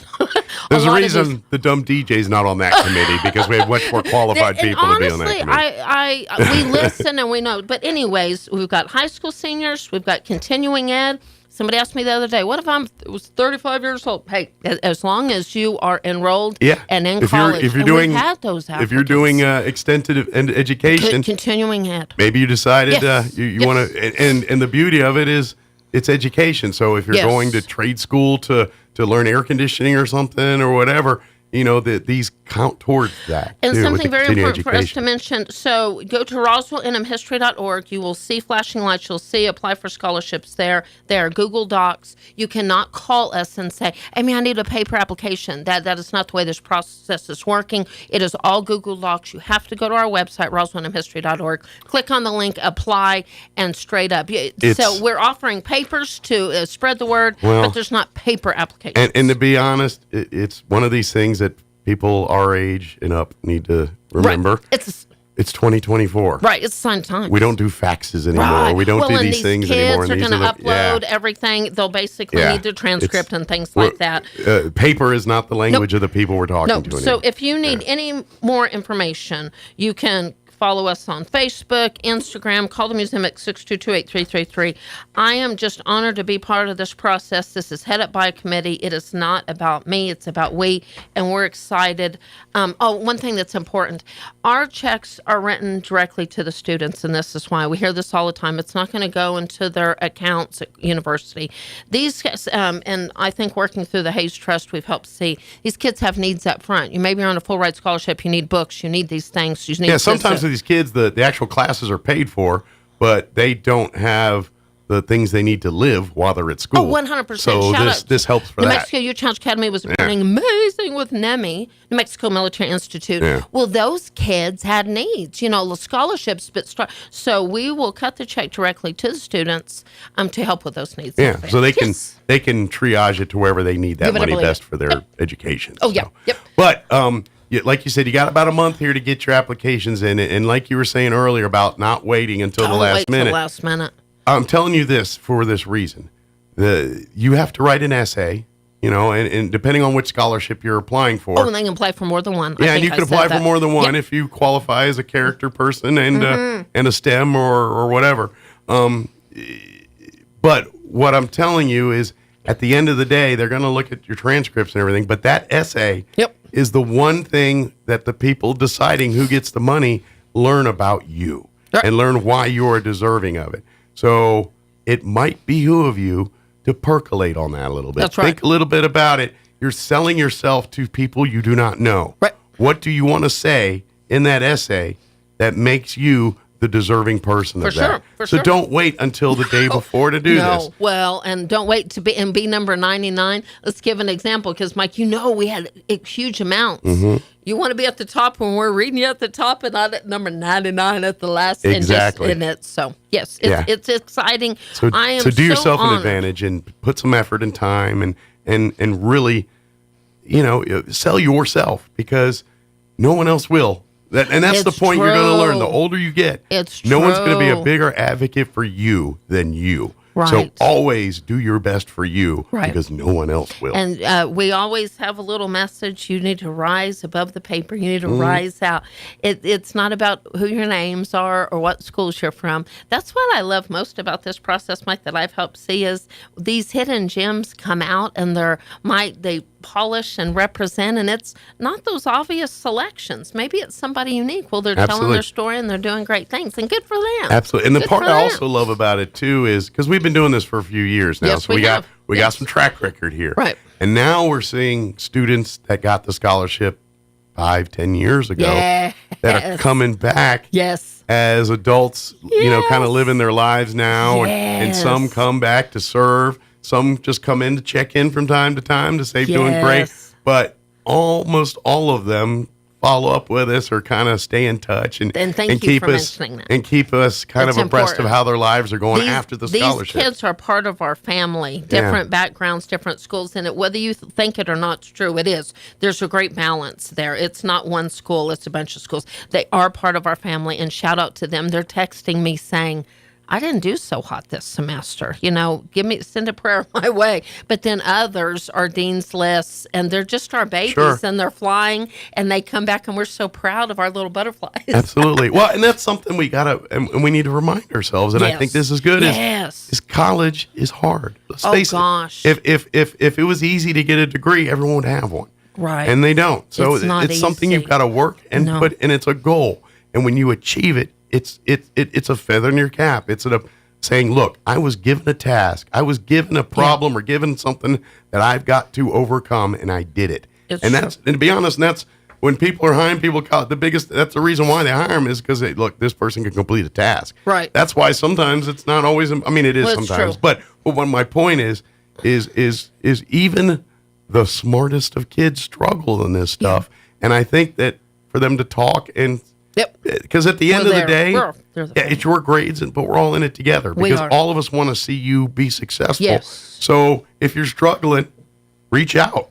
Right. You never know. Right. They might be like, oh, let me put you in touch with so-and-so, and they can help you That's navigate right. through that. That's the kind of stuff that happens at the historical site. Right. And it all happens because someone came for a visit It's and true. came in to check in. It wasn't a lot of the things that actually happen that are big and good happen because someone just showed up in a room and said, hey, what do y'all think about this? And it turns into something. Yes. And that's the importance of that. So that's why I love that side of it, because it continues to keep the traditions and the good, important, big picture of why we do what we do. Well, and we're investing in future generations. And Mike, I can't tell you how many times I've asked that. Guys, if you're listening and you're typically the Debbie Downers, We are sunshine and we're going to be climate. Mike, I can't tell you how many times I'm asked, why is the Historical Society in scholarship business? And Mike, I don't even think they're oppressed upon that. They're wondering, why are we spending our time doing something that to some people they think is not about history? Right. Well, so let me remind a couple of things if people aren't aware of the history. Many years ago, we were given one scholarship, and it was for humanity and arts, which just for the record would be history. Guess what? Guess what history's studying? Humans. So, and if you haven't realized this, a lot of our people at the Historical Society, no pun intended, this happens to all of us. We're all getting a little bit older, right? Sure. So, the Josiah Stranges of the world are now teenagers. Exactly. And we're growing up, and we need to invest in future generations for the next Elvis Fleming. Well, if you haven't checked, if you haven't realized that, we've lost greatness. Mhm. We need the next Mary Lou Glass and Elvis Fleming. Hello. Sure. So we are proud, and I think our board is proud. Thank you to Jason Garcia, everybody on our board. We are proud to invest in future generations. Sure. And they are our history, guys. And I'm going to get a little philosophical here because I think that's part of what we're talking about and part of it too is just, how history is taught, how history is presented to us. Yes. Unfortunately, we grew up in an era where history was about, okay, on this date, this happened to whom, to what, to where. Mm-hmm. And I'm not saying that's not history or important because, yes, it is important. You need to know when the birth of our nation was and some of these things. That is important. Yes. However, I think people get so wrapped up in that side that they just assume and pigeonhole history as a collection of information about what happened in the past. Yep. And I'm like, that's one sliver of history. Right. History is everything. Right. It is a chronicle of life. Right. That is history. Just like when people hear Roswell and they think one thing, I'm not being rude or hateful, Yeah. but there's so much more. Just because it's not modern history or ancient history or your history per se does not make it history. And I will tell you, and guess what? All your traditions, all of your culture, all of the things you do based in history because someone else did it before you. Right. And once That's we history. realize we're impacting history. Yes, and that's what history's studying. Not just who did what to whom, when, and where, but who's doing what and why and where, and what went well there, what went bad. Oh, we're seeing something similar happen in our modern times. Right. Maybe we should study that and see what they did right and what they did wrong and do what they did right and avoid what they did wrong. Exactly. But we live in a world where we turn up. And so, to me, of all the things, and I'm not trying to Well, it's all science and math are very, very important. is. But history needs to be put in that same pedestal as science and math. sure. Because if you don't know it, you're going to make a bunch of mistakes, and all the science and math in the world won't bail you out without knowing the history behind it. That's true. And so it needs to be, and I'm not trying to diminish the other two. I'm trying to elevate history to put it on par with that. You're exactly right. Because it should be. It should be. And a couple of things I want to just give a shout out. I know we've been getting some calls lately and more schools wanting to work on different projects. Huge shout out. I'll give you a perfect example. Dior, Roswell High School, Anthony Roswell High School. Straight up called the society. Hey, we're working on some projects. Can you come out? We're thrilled and honored to go to Roswell High School. We'll be doing that. We've just gotten some calls. We're partnering with New Mexico Military Institute IPA program. They've been doing some interviews coming. We are opening our doors just because your students aren't fourth graders. Of course, back before COVID, I hate to say that, we had been working on a lot of history clubs. Well, lives happen and things change. I want to challenge, we'd love to have history clubs back in elementary schools, Time to fire that back middle up. schools, Yeah. and high schools. There's power in celebrating, unifying, getting those, and it is our job to support. Absolutely. It's Reach our out. job. We would be thrilled. We would be happy to help I'll support in any way, whether it's providing a meeting space, to Right. providing speakers tour and or meters, tours speakers, all of the above, even partnering with Donna Blake Yeah. Birchall. Hey, if Service we give them projects a for the call- club if they want to do yes. history-based service projects. Yes. We can find you some so stuff that we help. are limited on funds, and we're strong in numbers. And so Mhm. just to be clear, scholarships, earmarked monies, They have their own account. We don't mess with that account. But we can also partner, get some sponsorships to make these things happen. It doesn't mean we're throwing money everywhere and all to be that, honest, but we're wise with the money. I think it'd be very cool if you get some of these history clubs in, and then the kids on the side volunteer as docents at our. And that's what it is all about. Yeah. And you know Mike. You know that happened, and we've just people are getting so busy. But that would be so great if that's a regular thing. Once they start coming in, they think, oh, I can do what? Yes, Yeah. that is part of the process. But before we run out of time, a lot of We fun tend to things. do that. Look, Mike and I having a problem talking. A little bit. Imagine that. Mike, I don't ever know when to just be like quiet in the room, like that's not I don't gonna know. happen. And to be honest, I just talk until I stop, and then you talk, and like I just kind of figure it out. I'll let it go. You're my soul I don't feel brother. I need to carry anything. You're my I'll soul shut up and let her go. brother. She'll be That's so fine. Funny. A lot of things that are near and dear to our heart is saving lives. Donating blood does matter to us. I was asked that the other day too. Why was the Historical Society hosting a blood drive? And Why I'm not? Like, why not? So Why is it okay for like a restaurant to do it, but not the historical side? Do people that like history not have blood? Our objective is to offer this quarterly, so somebody like our supporters can just come to us. We do host that in the parking lot. Our blood drive will be Tuesday, March the 5th, from 12 to 4. So if We're you're on our filling normal up, schedule, Mike. you might be due right around that time. For sure. Get with Amy or get And with then we'll align that. Vitalent and get your appointment You can scheduled. text me and make life easier. If you just want to text me, I can schedule it. You don't even have to do it. 575-915-4471 to text for the blood drive. Again, that's Tuesday, March the 5th, 12 to 4. Give us a call. And I'm going to say it because I say it every time. Uh-huh. Amy, getting back to that thing about paying attention to every blessings. detail. Amy likes to go a little above and beyond to all the donors that donate during the historical event. So, you like when you go and you get your juice and cookies and all that. No, it's going to be more To than me, juice that's and enough cookies. because I'm Sure. Well, 7 no. and I love juice and cookies. But that's important, too. But you also the give them special little. It could, and to be honest, it depends on the day. It could be depends what's there. That's it could true. be I'm working on some could be fun things. salsas, could be bread, That's true. could be artwork. It could be true. anything. Oh, or all of the above. Or all of the above. Yeah. Yes, and that is true. Thank you for mentioning that, Mike. Before I forget, Fourth Grade School Tour is working on about 1,000 students. If you are part of any organization that could donate blessings for the backpacks, every fourth grade student will have a backpack. Shout out to New Mexico Military Institute, provides backpacks. They're our official keeper of the backpacks. They are. But we would love additional blessings. I don't care whether it's a toothbrush or whatever. Those things do have to get approved, like bookmarks, notebooks, Absolutely. pens, pencils. Call the museum at 575. Anything that goes into a kid's school book thing it has to be scrutinized. Like school so give us supplies, time. I'd love yeah. to. If you can help in any way, 575-915-4471 to get that. And according to going. Jason, I think we're Blessings. covered with backpacks for many years to come. Thank you so for New Mexico. thank Yes. you And to they've me for gone that. above and beyond, and that's important because they're Absolutely. so significant to history. Well, that's just it. Every little piece of logistics makes the big thing happen. Yep. And yes, that was something that was taken care of years ago. But guess what? That's an issue if it's not taken care of. Then Exactly. That's one less thing you have to Yep, scramble that's for exactly right. every year because that's been taken care of. And that's how these work. That's it's true. a little thing like that, a little thing like that. And next thing you know, we got a tradition. That's true. Mike, now we get to talk about food. Is that your favorite subject? It's right up there.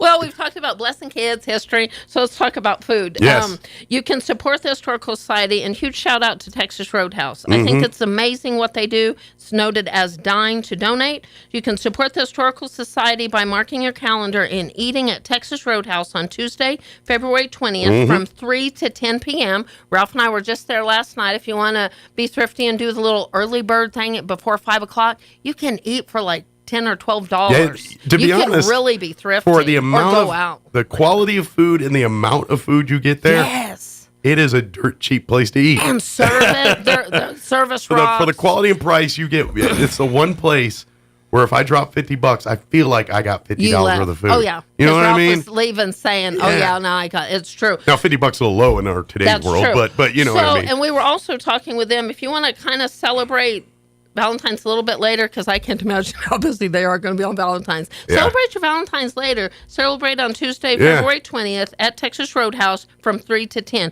Something very important. You can't just show up That's right. and assume that we're going to get the money. Absolutely. So you have to print out a paper or make sure they know you're supporting the Historical Society. If you want a paper, stop by or call. We're posting that on Instagram. Okay. And they can print that out. Do we know? And on the website. And this is the question, and I'm not sure if we know because because they have an app where you could do to-go stuff. Does that count Yes. during that time? Yes, but you have to-go app. So when you pick up your food, Bring a just flyer. print out and you know what else? I was told it's easier with a flyer, but like screenshot it or just go to our Instagram or Facebook or save it to your phone if you go and just have that image to make sure Okay, they know perfect. that's supporting. So Good. if you get your to-go Because orders, sometimes I like to do the to-go. come on, who are we kidding? Kay Whitefoot, I know you're listening, and we know she's going to get food to go.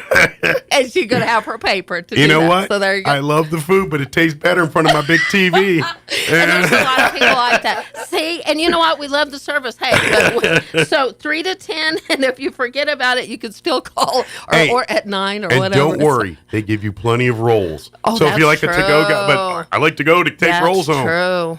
My wife and I always have extra rolls when we do the to-go thing. Mhm. So don't worry, you'll get your yeast rolls. A couple of things while I'm thinking about it, because I know we could be all day, and if we run out of time, I understand. We're still collecting kids' books. If you're doing like spring cleaning, Mhm. which we are doing spring cleaning, any slightly used or new children's books.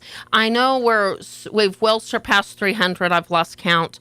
We're donating books. We've partnered with the community kitchen. We've partnered with Mr. Journey through the after school program and all that. We're honored to be partnering and celebrating books. And we've gotten some great books. Like Mike, I was like, whoa. I mean, like good books. Thank you, Pat, if you're listening. But we've gotten some good books. So we're not going to do not, if you're cleaning, keep the change, call us and we'll pick it up. Absolutely. Believe it or not, those pennies that you guys drop off, we've collected thousands of dollars. We have. Just from when you guys I bring a need to sack give of a pennies total to next us or anything time. like that. I'm gonna We try are to very total- thankful. Yes. Very thankful Yes, for that. we are. So it And does just help. a reminder, we're working on through the Roswell Economic Development. We are working on some new signage. Look, some things. We're working on our grounds. And last but not least, it is not negative. It is a positive thing. Don't you dare make it negative. We're open by appointment. You want appointment? If your Mhm. family comes in, we'll give a tour at 7:00 in the morning. We'll give it at 7:00 at night. We're open by appointment 7 days a week. And it's a personalized tour. It's It you and is your group, great. your It intimate is. group. So if you got the questions and things that maybe the docent didn't cover, you get to kind of do all that. And you know what else, Mike? We're kind of hot right now for places for senior pictures. Huh? Students are coming. Well, then it's perfect because if they're taking pictures and then we tell them about scholarships, Yeah. then their parents want to become members. That's And a if win-win you- for everybody. You give us a month here when things start turning green and the leaves start coming back. It's going to be really pretty. Well, out and there. just for the record, if you're wondering about senior pictures, we've got a couple of members that take really good pictures. We So I'm do? We have one lady that you wouldn't know a thing about us if it wasn't for her, because everything that's out in the Everything. public when it comes to Yes, internet and yes. images and photos is her. Yes, but it is that time. I Yeah. love to see kids taking photos and different things. We're a great place. If Absolutely. you have any questions, Don't forget our rental space too. We have the Yep. archives facility. If you need a meeting place that seats about 75 people, it has a kitchen. Mm-hmm. If you want to do a meal or something out of there, we do rent that out for a nominal fee. Mm-hmm. So it could even host a small wedding reception or something if it's small. in a But- meeting room like conferences, Yeah. we've got some things coming So up. so Yep. we could do some of that for a smaller gathering. It's a small or rental a- fee, and plus we just require just a little newer policy because of insurance. And by the way, if you want to support the insurance fund, so society's insurance bill went way up. If you do nothing but cut a check and say towards the insurance, we're not going to talk about that. But if you rent the archives, we just need insurance policy, umbrella policy, and a small rental. Very reasonable. Yeah. If you ever wanted to pay a lot of money for insurance, own things that are of historical value. Oh my goodness. And you'll figure out real quick Oh, that my it's goodness. quite costly to insure them. Yes. One of the kind items are not cheap to Yes. insure.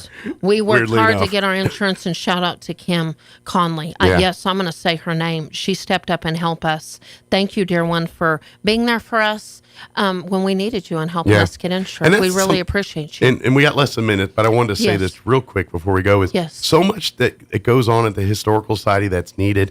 That's not the sexy thing we're talking about. It's not the dinner.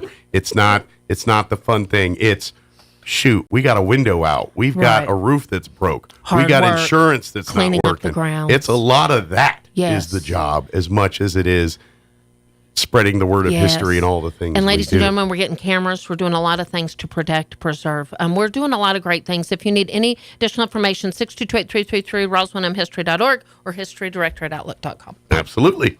All right, we got to go. Happy day. It's 10 I o'clock. appreciate it. Thank you. Roswell.history.org. Please go there. Buy books, too. Oh, Every yeah. time you buy a book, Yes. John's books or any of their other local authors, unfortunately, Donna it goes Blake back to Yes. help pay for things, too. So it's a good way. Thank So. you. Thank you very much. You listen to 106.5 Roswell's Talk FM, KEND, Roswell, New Mexico. Have an amazing day. We'll be back bright and early tomorrow. Take care. Breaking news this hour from townhall.com. I'm John Scott. Defense Secretary Lloyd Austin speaking to reporters in the Pentagon briefing room. He said there is no excuse for his delay in making his prostate cancer diagnosis public. We did not handle this right, and I did not handle this right. I should have told the president about my cancer diagnosis. I should have also told my team and the American public. Austin says he never directed anyone on his staff not to tell the White House he'd been hospitalized. Also at townhall.com.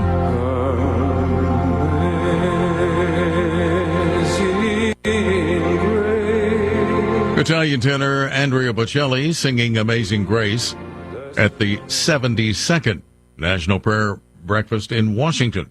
It was attended by President Biden, members of his administration, and members of Congress.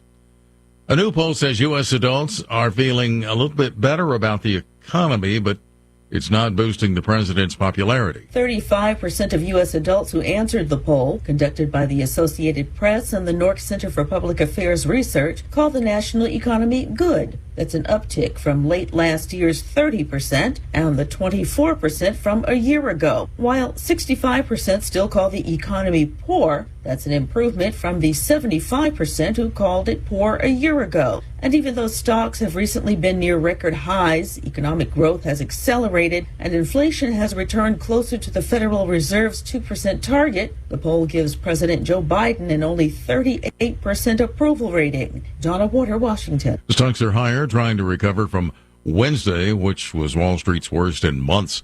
The Dow up 115 points. The Nasdaq